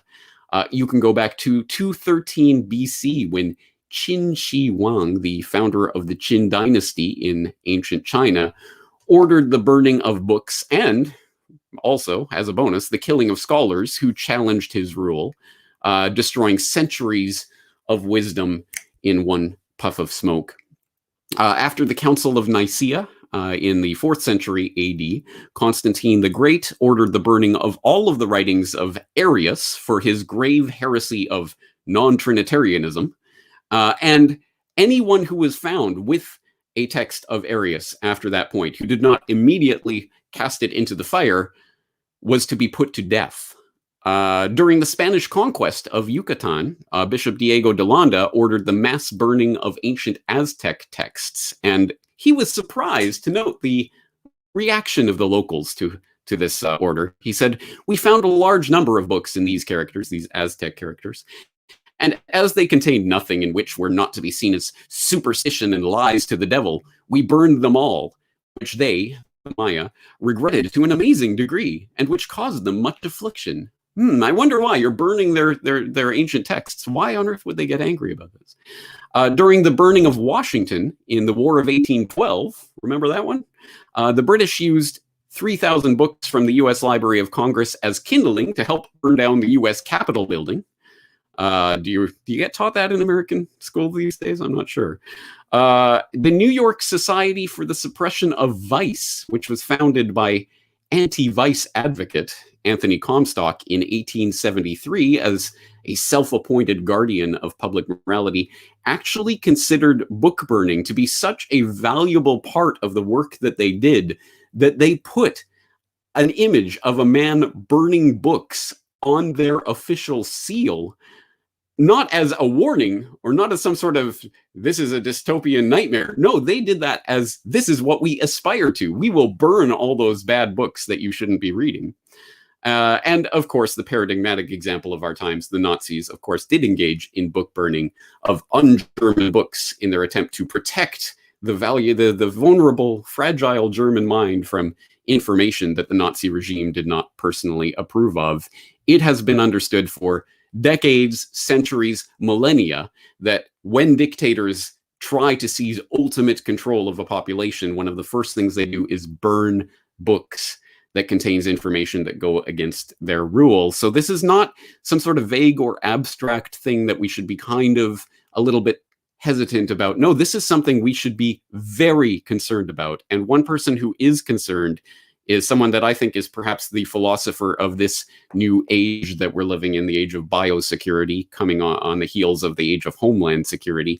Giorgio Agamben, the Italian philosopher, who wrote in one of his recent writings, "I do not know if bonfires will return and books will be put on the index, but clearly the thought of those who continue to seek the truth and reject the dominant lie will be, as is already happening before our eyes, excluded and accused of spreading fake news. News, not ideas, because news is more important than reality. As in all moments of emergency, real or simulated, we see once again the ignorant slander philosophers and scoundrels seeking to profit from the disasters that they themselves have provoked. All this has already happened and will continue to happen, but those who testify to the truth will not stop doing so, because no one can bear witness for the witness. And that is what we are doing. We are bearing witness to what is happening and attempting to leave a record in the Library of Alexandria of those things that are happening. So it is not surprising that the people who are perpetrating acts like 9/11 would want that information to be scrubbed from that library. And this is, again, a type of dystopia that has been warned about for a very long time. People might be thinking of this in a literary context. Fahrenheit 451 by Ray Bradbury. And I'm sure a lot of people are familiar with that book, but for those who are not, in Fahrenheit 451, Bradbury imagines a world in which books are banned, and firemen are not people who rush into burning buildings to save them from the fire and to put out the fire. No, firemen are people who rush into burning buildings in order to, or who rush into buildings in order to burn books. If there are books found anywhere, these firemen are called to the scene, spray it with kerosene, and light the match to make sure those books are burnt. In fact, the official slogan of the firemen in Fahrenheit 451 is "Burn them to ashes, then burn the ashes." And the protagonist of the story, who starts as just one of those firemen, says near the beginning of the story, "Kerosene is nothing but perfume to me." And Bradbury paints a very vivid picture of exactly why a dystopian nightmare dictatorial society of the future would want to burn books. For example, the fire captain in this story, Montag's boss, Fire Captain Beatty, says, "A book is a loaded gun in the house next door. Burn it. Take the shot from the weapon. Breach man's mind. Who knows who might be the target of the well-read man?" And he goes on later in the story to say, "What is fire? It's a mystery. Scientists give us gobbledygook about friction and molecules, but they don't really know. Its real beauty is that it destroys responsibility and consequences. A problem gets too burdensome, then into the furnace with it."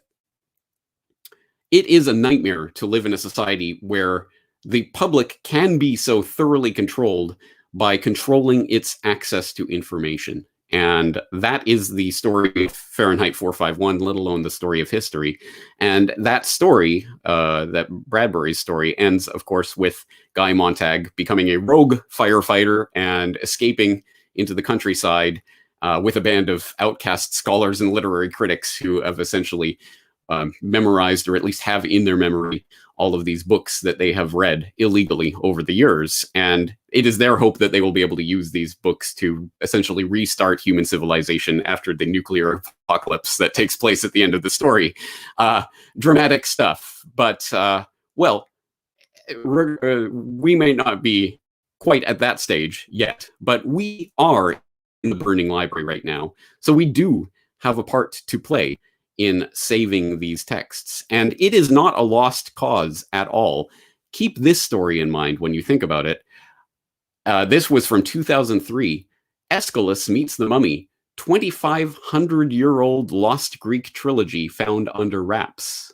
And this story, which comes from Playbill.com, says, a 2,500-year-old trilogy written by Greek dramatist Aeschylus, which was thought lost to time, was discovered among the stuffing inside an Egyptian mummy. The trilogy, titled Achilles, concerns the title's warriors' adventures in the Trojan War. Scholars knew of the drama from references made by Aristophanes and other writers, but believed it burned up in 48 BC with the famous Library of Alexandria. But archaeologists found sections of the text inside a mummy, which Egyptians often filled out with papyrus. So, at any rate, texts can survive the fire, and perhaps that particular saving of that particular text was coincidental. Perhaps it was done by people to actually hide those texts away so they would be preserved for the future. At any rate, we can do that with the important texts in the Library of Alexandria. There is a part that we all have to play in this. There are some simple steps that we can all start doing today. Just very simple steps that seem so trivial, but really can help to preserve this information. And I know, because this very much speaks to the work that I've been doing for the past 13 years at CorbettReport.com. It's a simple command to follow, but let's follow it. Save everything. Save all of those important documents that you come across online, text, video, audio, if it is important, if you think this is information that you would want to know in the future, save it. Save a copy of it.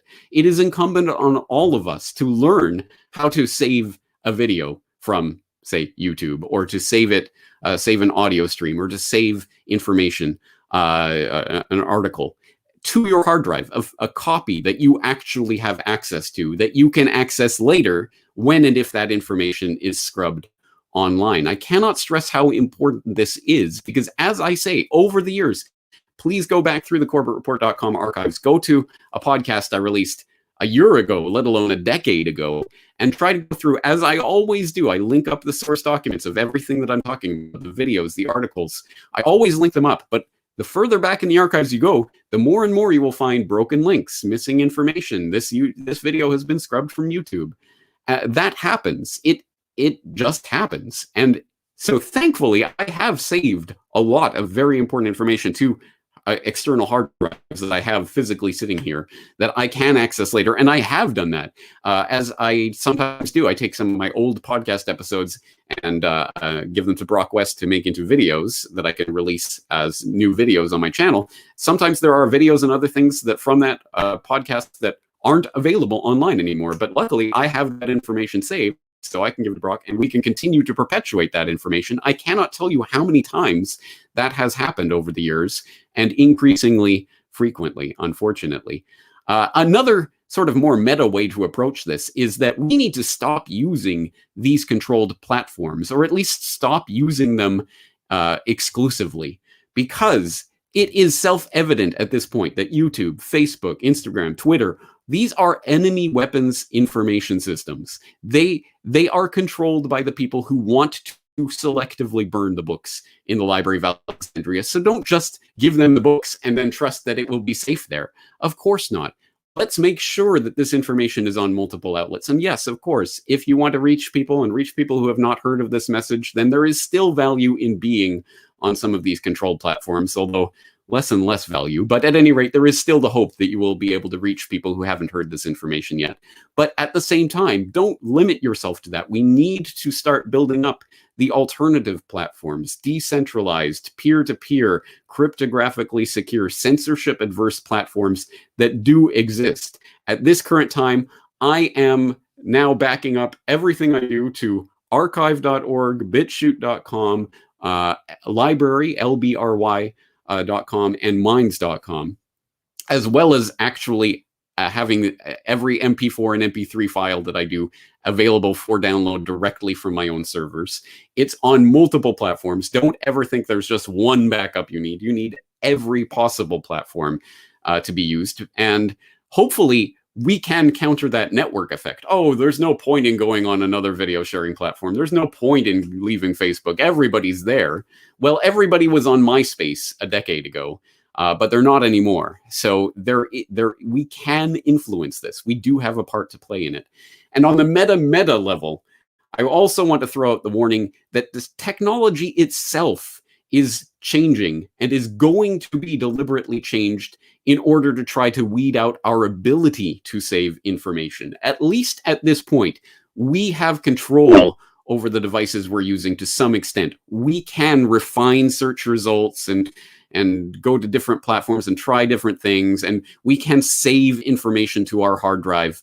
But in the future, we will not be using desktop, laptop, even pad-like computers. We'll be having hearables and wearables and this other Alexa-type devices where you don't get control over anything. You say, Alexa, tell me what happened on 9/11, and Alexa reads you the Wikipedia entry, and that's it.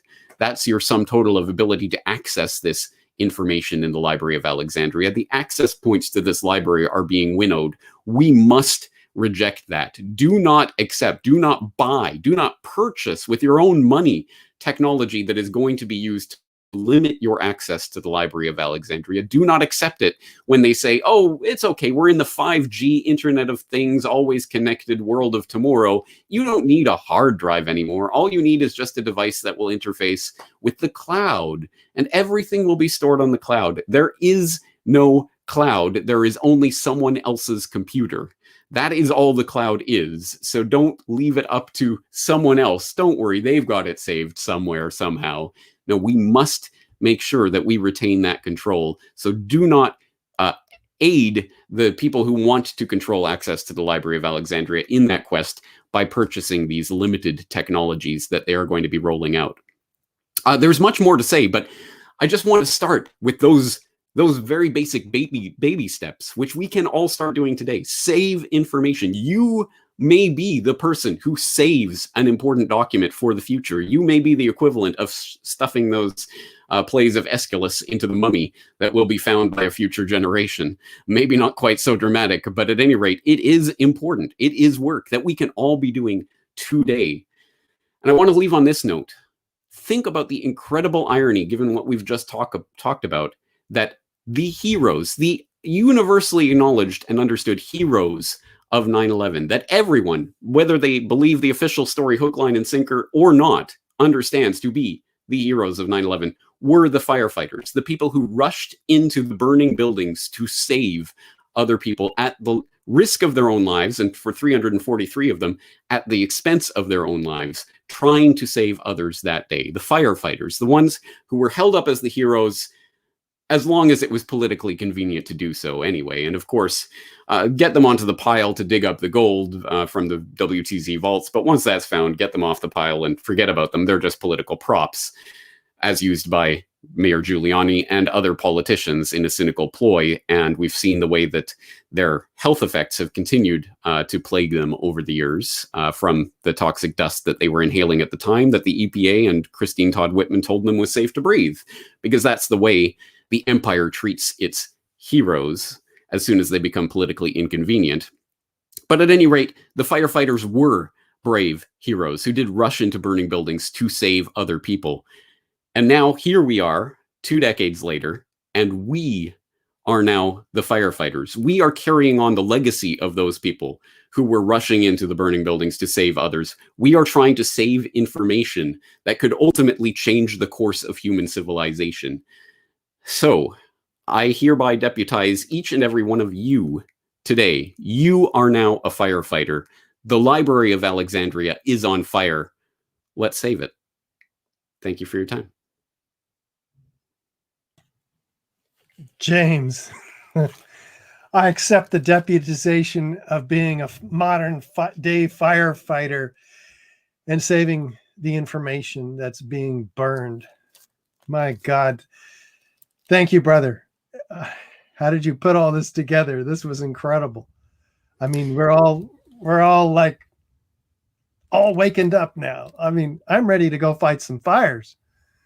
Yeah, I hope we all are, because I hope you understand how serious this is. And this is something that I've been thinking about basically since the start of the website, that what I am doing is absolutely unthinkable in any other era of humanity. There may have been an example 20, 30, 40, 50 years ago, where maybe I would have been interested in that Warren Commission report about the JFK assassination, but maybe I would have gone to a library and looked at a couple of books and, oh, there's a lot of information. I don't really know. But here we are, where anyone, even an English teacher in Japan, can find access and coordinate, organize, and then present this information to other people in this flowering of human knowledge. It's an incredible time that is enabled by these incredible technologies. So I understand at a personal level, I understand the stakes of what's involved here. And to see this library on fire, to me, really is alarming. It is the type of thing people should really be screaming from the rafters about.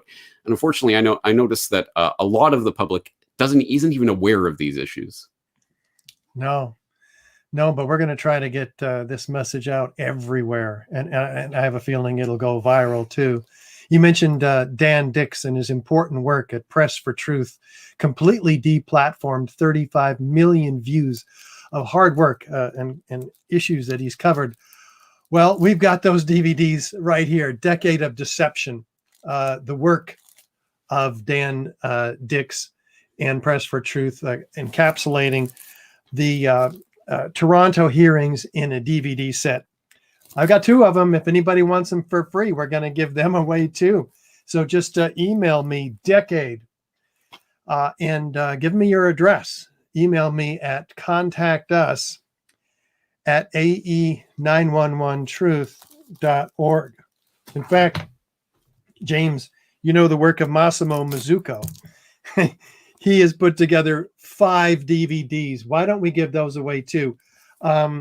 Incredible work. He's taken on the debunkers step by step. People say, well, what do you say when they say this? It's all right here, folks. So we'll call that Massimo. Email me, Massimo. The first 2 people who email me a request for that get that for free too. Isn't this fun giving stuff away? It is, but I also hope, but I hope people understand the importance also of physical media. I think that speaks to what I'm talking about, the way the technology is going to be more and more so that we're just accessing things that are stored on someone else's computer. Physical media becomes more and more important. Physical books.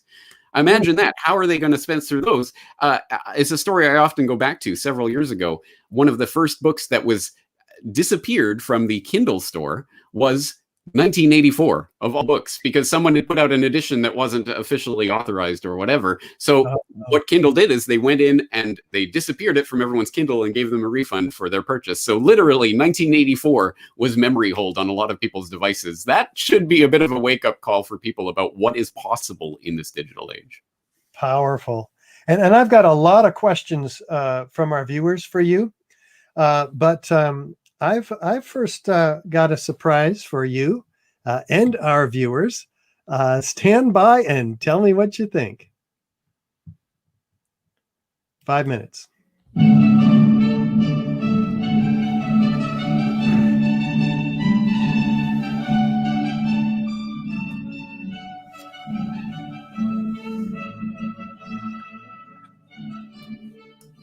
On the morning of September 11th, 2001, 19 men armed with box cutters, directed by a man on dialysis in a cave fortress halfway around the world, using a satellite phone and a laptop, directed the most sophisticated penetration of the most heavily defended airspace in the world, overpowering the passengers and the military combat-trained pilots on 4 commercial aircraft before flying those planes wildly off course for over an hour without being molested by a single fighter interceptor. These 19 hijackers, devout religious fundamentalists who like to drink alcohol, snort cocaine, and live with pink-haired strippers, managed to knock down 3 buildings with 2 planes in New York, while in Washington, a pilot who couldn't handle a single-engine Cessna was able to fly a 757 in an 8,000-foot descending 270-degree corkscrew turn to come exactly level with the ground, hitting the Pentagon and the Budget Analyst Office, where DoD staffers were working on the mystery of the $2.3 trillion that Defense Secretary Donald Rumsfeld had announced missing from the Pentagon's coffers in a press conference the day before, on September 10th, 2001. Luckily, the news anchors knew who did it within minutes. Osama bin Laden. The pundits knew within hours. Osama bin Laden. The administration knew within the day. Terrorists who committed these acts and those who harbored them. And the evidence literally fell into the FBI's lap. That a hijacker's passport was found blocks from the World Trade Center crash site, if you can believe that. But for some reason, a bunch of crazy conspiracy theorists demanded an investigation into the greatest attack on American soil in history. That investigation was delayed, underfunded, set up to fail, a conflict of interest, and a cover-up from start to finish. It was based on testimony extracted through torture, the records of which were destroyed. It failed to mention the existence of WTC-7, Able Danger, P-TECH, Sibel Edmonds, OBL and the CIA, and the drills of hijacked aircraft being flown into buildings that were being simulated at the precise same time that those events were actually happening. It was lied to by the Pentagon, the CIA, the Bush administration, and as for Bush and Cheney, well, no one knows what they told it because they testified in secret, off the record, not under oath, and behind closed doors. It didn't bother to look at who funded the attacks because that question is ultimately of little practical significance. Still, the 9/11 Commission did brilliantly, answering all of the questions the public had, except most of the victims' family members' questions, and pinned blame on all the people responsible, although no one so much as lost their job, determining the attacks were Failure of imagination. because Nobody in our government, at least, and I don't think the prior government could envision flying airplanes into buildings. except the Pentagon, FEMA, NORAD, and the NRO. The DIA destroyed 2.5 terabytes of data on Able Danger, but that's okay because it probably wasn't important. The SEC destroyed their records on the investigation into the insider trading before the attacks, but that's okay because destroying the records of the largest investigation in SEC history is just part of routine record keeping.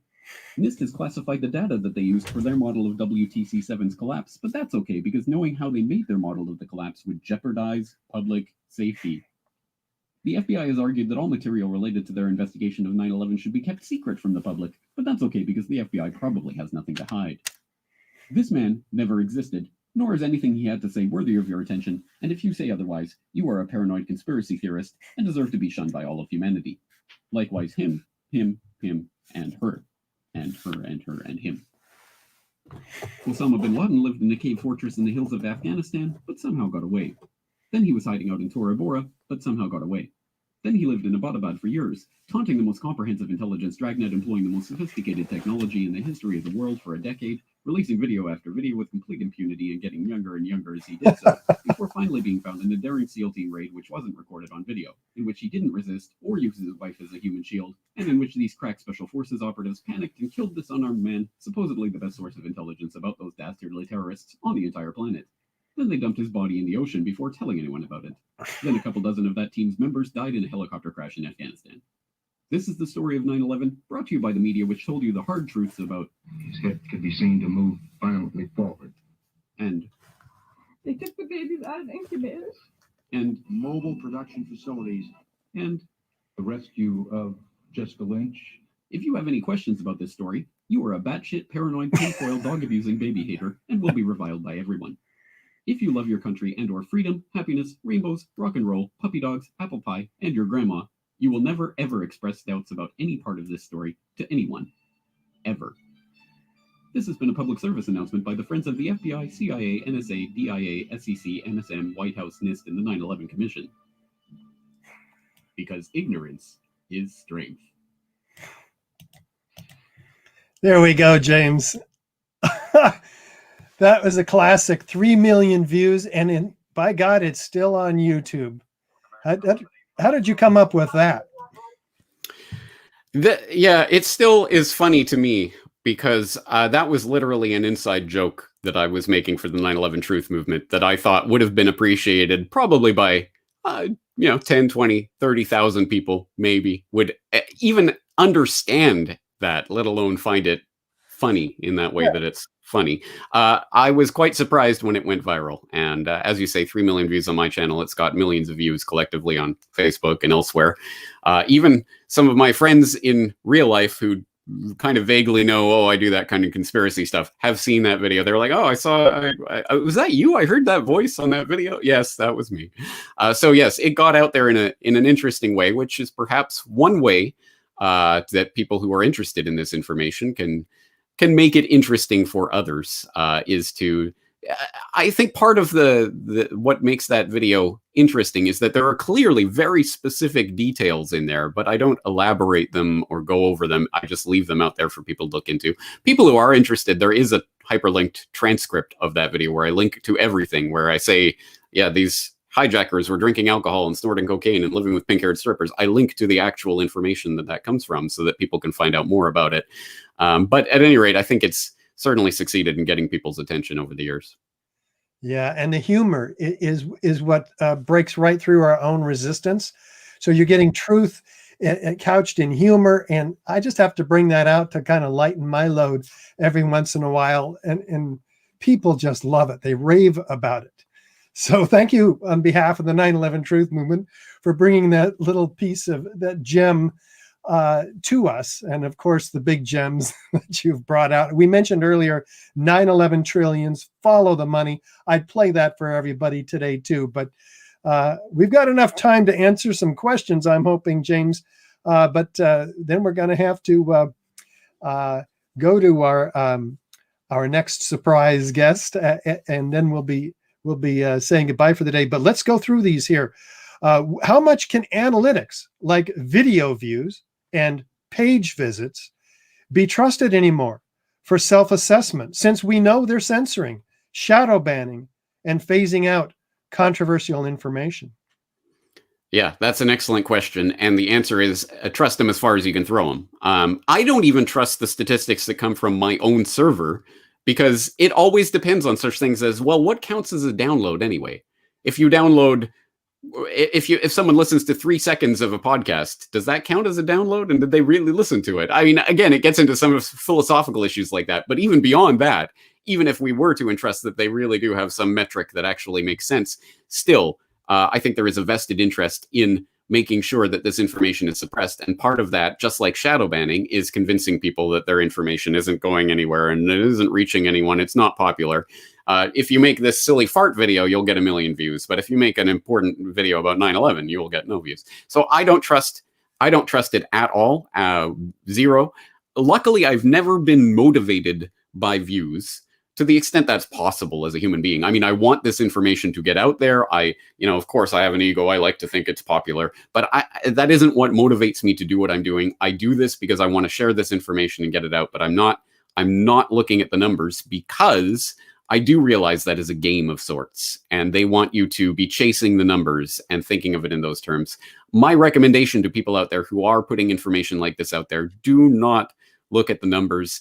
It's a video game that they want you to play, that views and things like this are points. Likes are points in this system, and they can gamify that, and they can lie to you. Of course, they can lie to you. And personally, I think it's interesting that, say, my subscriber view count was stuck at 346,000 subscribers for a year and a half. You can look at my metrics. It's constantly going up of new subscribers, and then it just suddenly plateaus, and not a single new subscriber for a year. That seems unlikely to me, YouTube. I don't know. Again, I don't trust these numbers as far as I can throw them. I don't think anyone else should. And don't judge your worth based on that. At the end of the day, the only metric that I care about for measuring my success is whether I feel I have done a good enough job. I'll never be perfect. I can't do everything, but if I can set out to do what I want to do, conveying this particular information on this theme, then I have succeeded.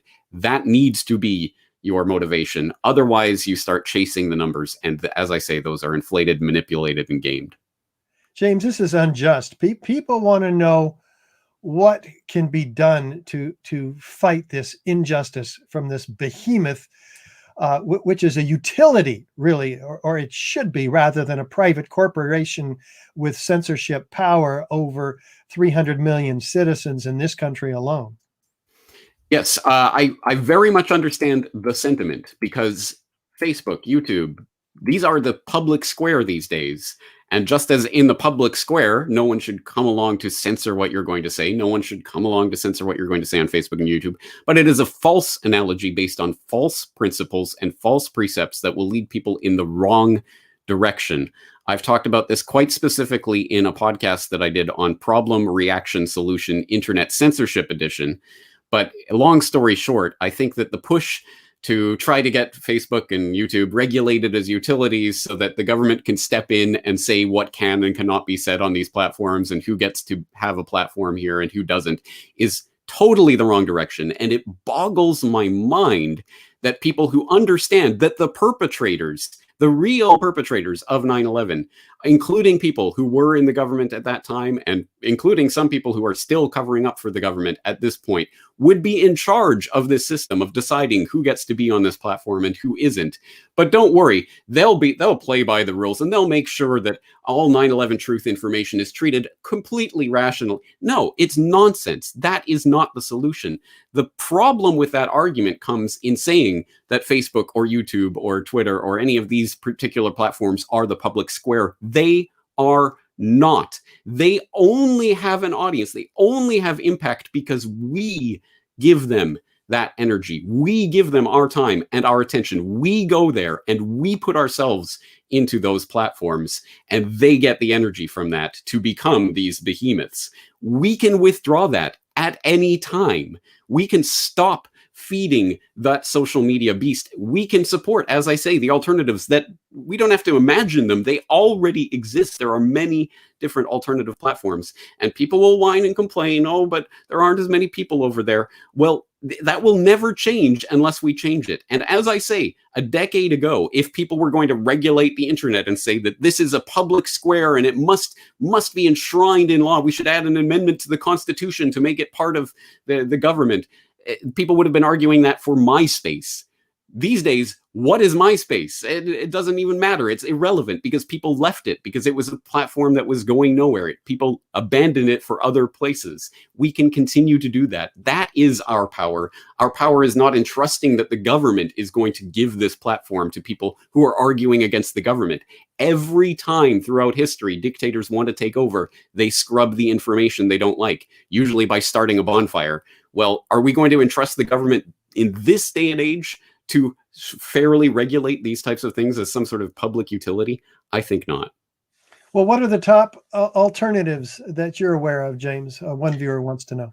I don't want to promote as top alternatives. I don't want to say that because these things are transient, and that's also part of the thing. I don't want to give all of my energy to one platform because inevitably it can go the same way. It can become censorship. I think we have to take more of the control in our own hands. That's why things like the Fediverse are most interesting to me. The idea that we essentially will have peer-to-peer networks that we choose to connect to, and ultimately we will have control over the information that we're putting out there, but we'll choose to put it on this platform or that platform, or to allow people to access it in this way, and it will be completely peer-to-peer. There will be no platform that we all have to go to and sign up and give them our details and phone number and everything else. It will be completely within our control, and that's the future, the real future of the internet. That's the real promise of the internet as a decentralized network. We're in the wrong frame of mind when we're thinking that we have to give all of our information to one centralized location in order for it to propagate to others. That's not what the internet is for. It is for peer-to-peer connection. So that's the ultimate game plan.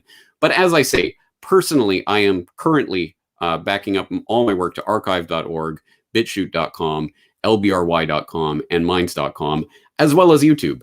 Look, as I say, I think there is still some value to be gained in being on some of these controlled platforms, because I guarantee you, I could not at this point reach 1 million people with a video on any other platform. It's just the nature of the beast as it exists. The only way you can reach a mass audience at this point is on these controlled platforms. But here's the thing. A lot of people are in the black and white thinking. Either you're on YouTube, or you're on BitChute, or you're on Minds, or whatever. No. You can be on all of them. This is the beauty of this particular form of the library. Back in the day, in the ancient time, there was only the one copy, and if you wanted to make a copy of that, you had to write it out by hands, and that took a long time, and it was not easy to do. Now it is instantaneous. It is digital. We can make 1 billion copies and put them everywhere and stick them into every metaphorical mummy so that they will be preserved for the future. And that's what we need to be doing. That's the funny thing about reading Fahrenheit 451 in today's climate, because Bradbury could imagine this future in which there's all this technology, and the TV is the wall and it encompasses everyone, and there's all these future technologies, but he couldn't imagine digital books. It's still, the books in that time were physical books that could be burned. And I thought that was interesting reading it from today's perspective. No, the beauty of the current library is that it can be replicated anywhere, everywhere, instantaneously, 1 billion copies in a heartbeat. And that's what we need to be doing. Excellent. And then the next question, one search engine I know of where it's easier to still find older information on 9/11 and other things, info that's been scrubbed by Google, is dogpile.com. Do you know of other search engines that don't seem to be as censored? Yes, or at least I used to. Once again, I would recommend using a lot of different search engines and comparing results. That's the best way, ultimately, because no one search engine that I've found is the be-all and end-all. And sadly, Google is still a good search engine sometimes. There are times when I will search for specific pieces of text in quotation marks with Boolean operators, so I know that I'm looking for this particular section of text, and I can't find it on certain other search engines. I will find it on Google. So there are times when it's still, there's a reason why it became Google. It's because it was so useful at one point before the thumb was put on the scale. So I would say use a lot of different search engines. I used to use startpage.com, but they have become, I think, compromised. They used to be about a very, very good Google alternative. I don't think they are anymore. I still use DuckDuckGo, but I see that they are becoming less and less useful.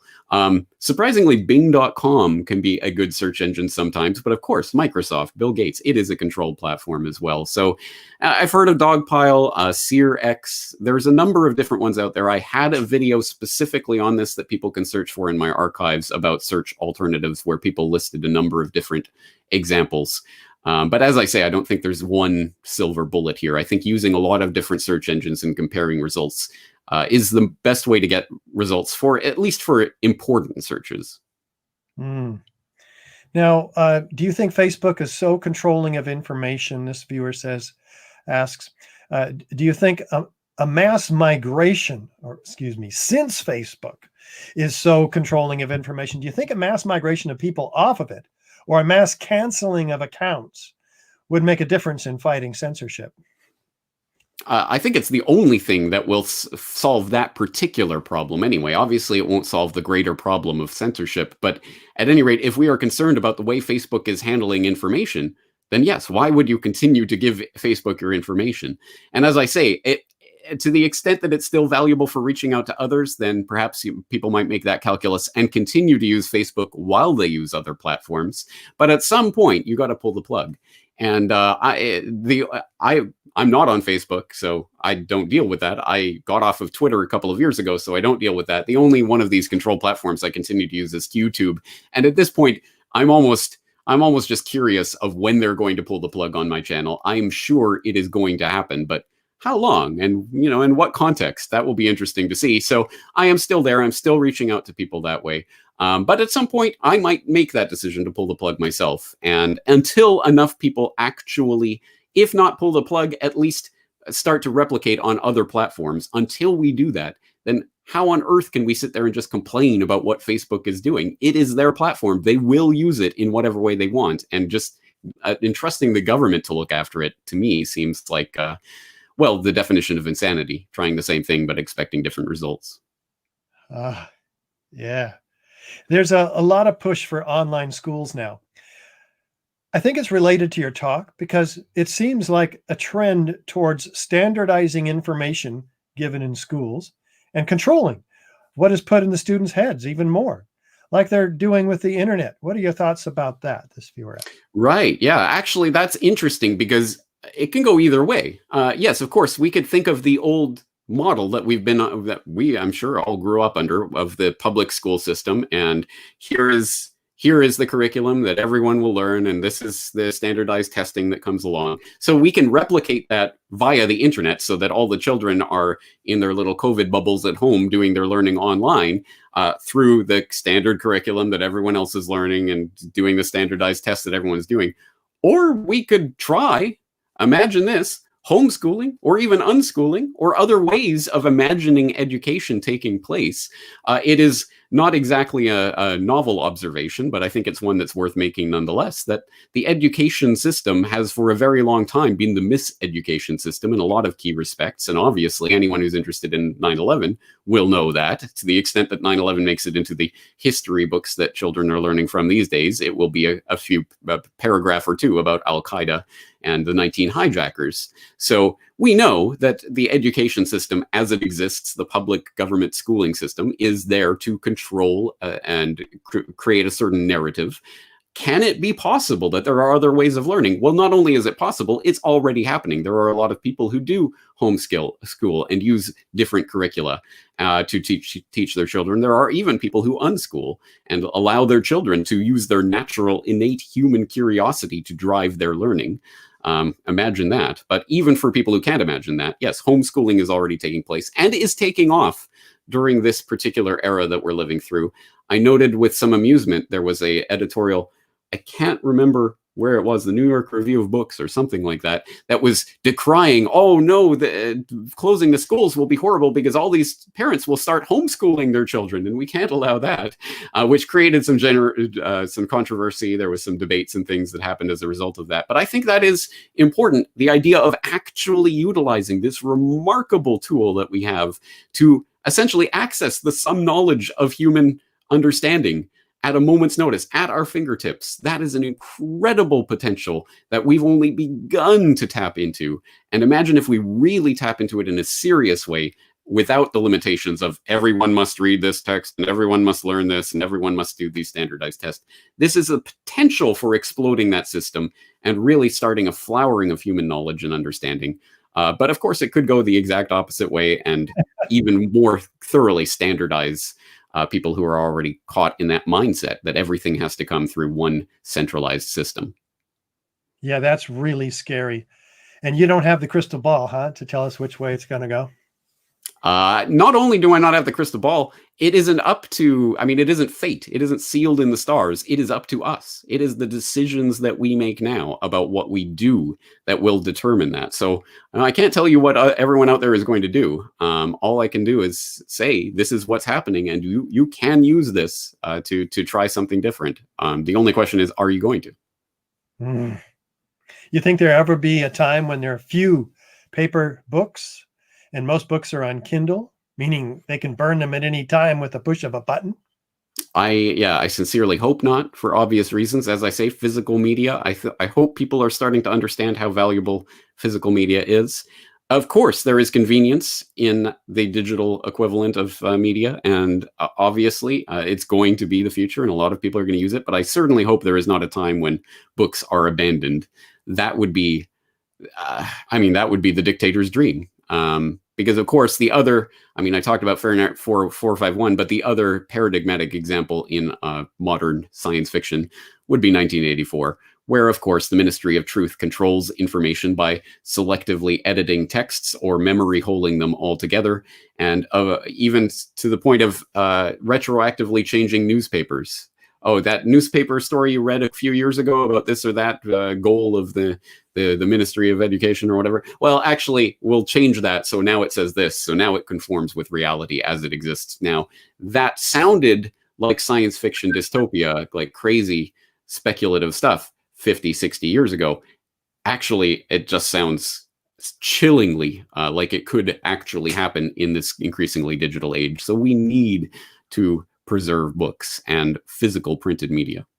Yeah, didn't YouTube actually already come out and say we're going to, what's the word they use, James? We're going to suppress conspiracy theories like 9/11, and of course they're suppressing the current 9/11 right now. But what did they actually say, and have they begun to do that more so since they said it? Yes. Once again, I will direct people. I referenced it in my talk. There was a 25th of January 2019 blog post by YouTube called "Continuing Our Work to Improve Recommendations on YouTube." The typically Orwellian headline there, which went into detail about how they were going to start tailoring their suggestions for borderline content, what they call content that doesn't actually violate their community guidelines, but that they don't like anyway. And so they said, as I said in the talk, they said, quote, "We'll begin reducing recommendations of borderline content and content that could misinform users in harmful ways, such as videos promoting a phony miracle cure for a serious illness, claiming the earth is flat, or making blatantly false claims about historic events like 9/11. So of course, 9/11, flat earth, whatever, all that, all that crazy conspiracy stuff. We'll just start memory holing that. Not memory holing. As I say, they're not burning the book. The book is still there. It's just, it's not going to be recommended to you. You'll never see it. And maybe that doesn't affect so much someone like yourself or myself or people who are watching this who are already aware of this information. But I know if the me of 14 years ago had never been recommended those YouTube sidebar recommendations to those crazy 9/11 videos, would I be sitting here right now today doing this? It's a very good question. Maybe I would. Maybe I would have found a different path to that information. Maybe not. So that truly can influence the course of people's lives. So I look at my children growing up in this age, and I wonder what kind of world they're stepping into based on the types of algorithm and recommendation and search manipulation that's going on right now. That will vastly impact their lives. And that's what I'm most concerned about. Well, that will be a better world for them now, thanks to you, James. You have done your job, man. We pat yourself on the back, and we'll pat you on the back, and keep on with it. You're doing the yeoman's work for, again, not just the 9/11 truth movement, but all movements out there trying to get truth out to the people. You have done the work, and I tell everybody where they can learn more too before we let you go. Well, I do appreciate those words, but unfortunately the work isn't done. And so that's why I'm deputizing all the firefighters out there right now. Let's all get to work. But people who are interested in my information, the information I've put together over the years, corbettreport.com, CORBETT report.com. All the information, 13 years worth of podcasts and videos and interviews are up there, thousands and thousands of hours, completely free for download. It is a resource. As I say, I try to hyperlink everything that I cite in all of my podcasts and videos. But as I say, a lot of those links are starting to disappear as they get older and older. So it is incumbent on all of us to save those links as we come across them. And physical media, to the extent that we can do that, is another great way. Oh, awesome. Thank you again, James. Your brilliant work, and we'll be following you all along the way. Thank you. Take care. Yeah. Thanks. Bye-bye. All right. Oh, I wanted to share something with you too before we come to our last surprise guest. We at AE 911 Truth have been partnering, as you know, with the Campbell family to bring our evidence so that it gets into the UK court system. And this is the last opportunity that I have to encourage you, if you haven't donated yet, to this $100,000 campaign, of which we're probably right at about $90,000 right now, maybe a little further. We don't have the real-time data, but let's just push it over the edge, because I'm sure we're not going to have a problem reaching that in time, but we want to do it today. This is a tailor-made legal opportunity for us to get this inquest, because all we have to prove is that the evidence shows that there might be a different result of the old inquest. Jeff's brother was murdered in the 106th floor of the North Tower on 9/11. They say that it was by airplane impacts and jet fuel fires. The evidence shows the truth is that controlled demolition with incendiaries and explosives is what murdered their son and 3,000 or so others who will pile on to a class action lawsuit if we get this result, this inquest, overturned.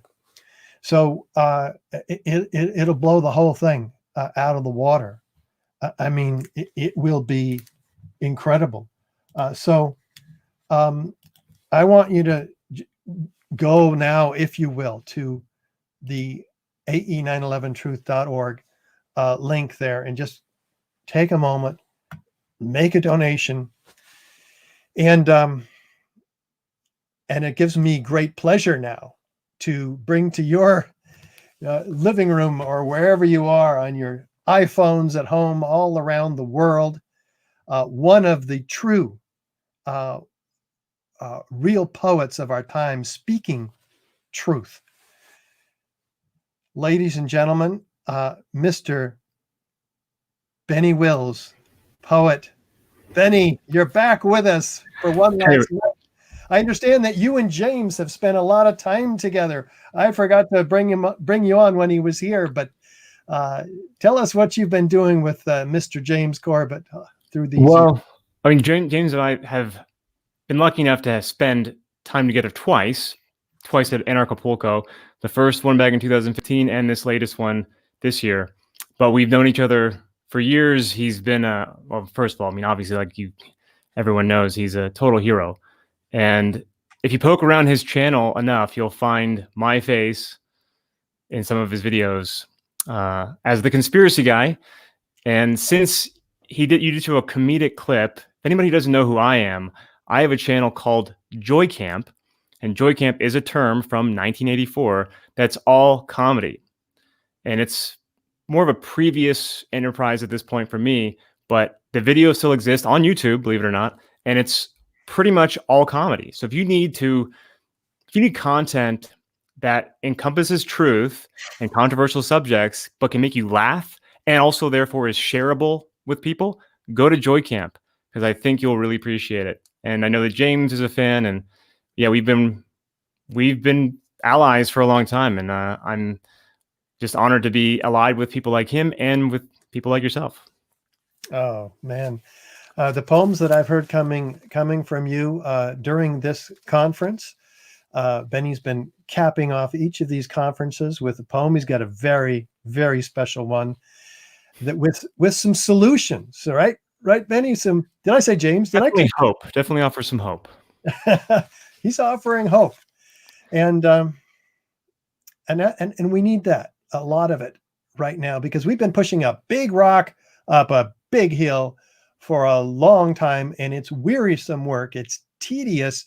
We have some breakthroughs every once in a while, and we're going to bring you one right now. Benny, you have the floor, my friend. Well, I want to say one more thing, if possible, because I was really inspired by hearing you guys talk. And I want to point out, first of all, that it's called Kindle. These digital versions of books, Kindle. It's like the book burning is already taking place. Kindle, Amazon Fire. So being geared towards or being pushed towards digital reading is a way of book burning already. So get physical books if you can. James is absolutely right. And also, to preserve videos you see on YouTube, download them. I say this to my audience all the time. Download the videos that you like, that you're inspired by, because they will not be on YouTube. Ultimately, that's the goal. So those videos that you like, James's work, anybody's work that you follow, that you admire, that you like, it's very easy to download YouTube videos. I have a whole hard drive that I've been downloading videos onto for the past 2.5 years to make sure that we do not lose this valuable content. Now I'll do my poem. Also, if you want a good laugh, check out my channel tomorrow night. On Monday evenings, I do a meme show where we can all gather and laugh at the various memes that I collect throughout the week. And now, hopefully most people can relate to this. I know that I have felt very alone at times during the waking up process and just experiencing how the world reacts to those of us who are exploring alternative ideas, and it's easy to feel very alone. So I wrote a piece to speak to that, and hopefully you like it. Run away with me. Sing and dance with me. Hug, unplug, and walk with me. Laugh and prance and play with me. Hold on to me. Caress, undress, and cuddle me. Jump and shout and howl with me. Cry, get high, and die with me. Let's leave. Let's flee. Let's fly from here. Let's go. Let's get away from here. Let's live and give and thrive from here. Let's be carefree and free from here. Let's rebel. Let's excel. Let's leave it all behind us. Let's be well and bid farewell to the paradigms that bind us. Hold me in your arms. Gently pull me to your chest. Calmly calm my weary bones. Rest me soft upon your breast.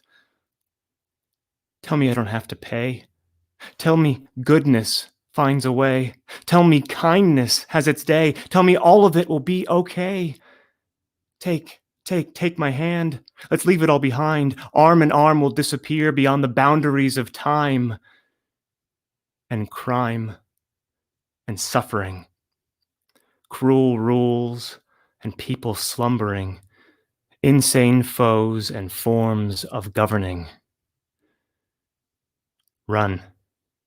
Let's run and run and run and run. Outrun our own existence and exit with the sun. Free me from the evil. Free me from the pain. Relieve me of the shackles. Relieve me of the chains. Let's go. Let's get away. Go forth post haste with no delay. If you slow down, I'll carry you. If you fall down, I'll stay with you. If you lie down, I'll lie with you. If you bow out, I'll bow with you. Just stay with me, stray with me, sashay with me, and sway with me. Never say goodbye to me. Never ever say goodbye to me. Never ever whatsoever ever say goodbye to me. Don't run. Don't flee. Don't fly from here. Don't go. Don't get away from here. Stay. Let's stay and change this place. Harmonize, reorganize, and change this place. Align divine within ourselves. Shift, uplift, and free ourselves. I can do it. I'll go through it, just not alone. I can take it. I can make it. I can fake it, just not alone. I can meet it. I can beat it. I can defeat it, just not alone. I can celebrate it. I can elevate it. I can accelerate it, just not alone. Not alone. Not alone. You are not alone. Do me a favor to always remember that now and forever, whatever, whenever, that you are not alone. And you're not. There are thousands, if not millions, if not tens of millions of us out there going through the same thing you are. You want to get more of me? Go to youtube.com/BennyWills or BitChute or Brighteon, where you'll find my content as well as all his Joy Camp's content. That's all I'll say. It's been an honor to do this, Richard. Thank you so much for having me. Oh, thank you, Benny. Man, I don't feel alone, and I know we're not alone. You're speaking an inherent truth that we all of us, are connected deeply, and we have a power in that connection that is absolutely incredible. And you've reminded us of that, Benny. Thank you. We are the silent majority. Absolutely. We are the silent majority. Feel free to reach out anytime, Benny at BennyWills.com, youtube.com/BennyWills, or find me on BitChute, Brighteon, Facebook, Instagram, Twitter, all those other places, so you don't feel so alone. You can have someone like me in your corner, and Richard for that matter. Thank you, brother. You be well. You too. Thank you. So I just want to, I'm going to go back. I mean, James lit a fire in me, and then Benny lit a fire in me. Everybody's got this piece of fire. Now, to look at the analogy backwards, James said, history can disappear in a puff of smoke. The powers that be can make it disappear by starting a fire, therefore. And then he deputized us. We are now the firemen, saving the books, the thoughts, justice, peace, freedom. That's why the architects and engineers are working so hard. We're firemen, and we're saving our freedom, really. We work for science first, justice for the family members, for the citizens of the world, really, and freedom. This is about regaining control of our world, right? From the powers and principalities who perpetuated 9/11. Well, we don't speculate, who they are. There are those who've done that research. We know they must be very powerful and very well connected. But guess what? They're not as powerful as we are when we're well connected. And that's why we brought this conference to you. And we'll bring more. Thank you for joining us, everyone. It's been our great pleasure to bring you Justice Rising, 3 days of powerful information. Go and do something with it. Don't sit on it. Let it be your lodestone. Share it with everyone you know. Act on it. Become it. We'll be with you. Thank you. Good night.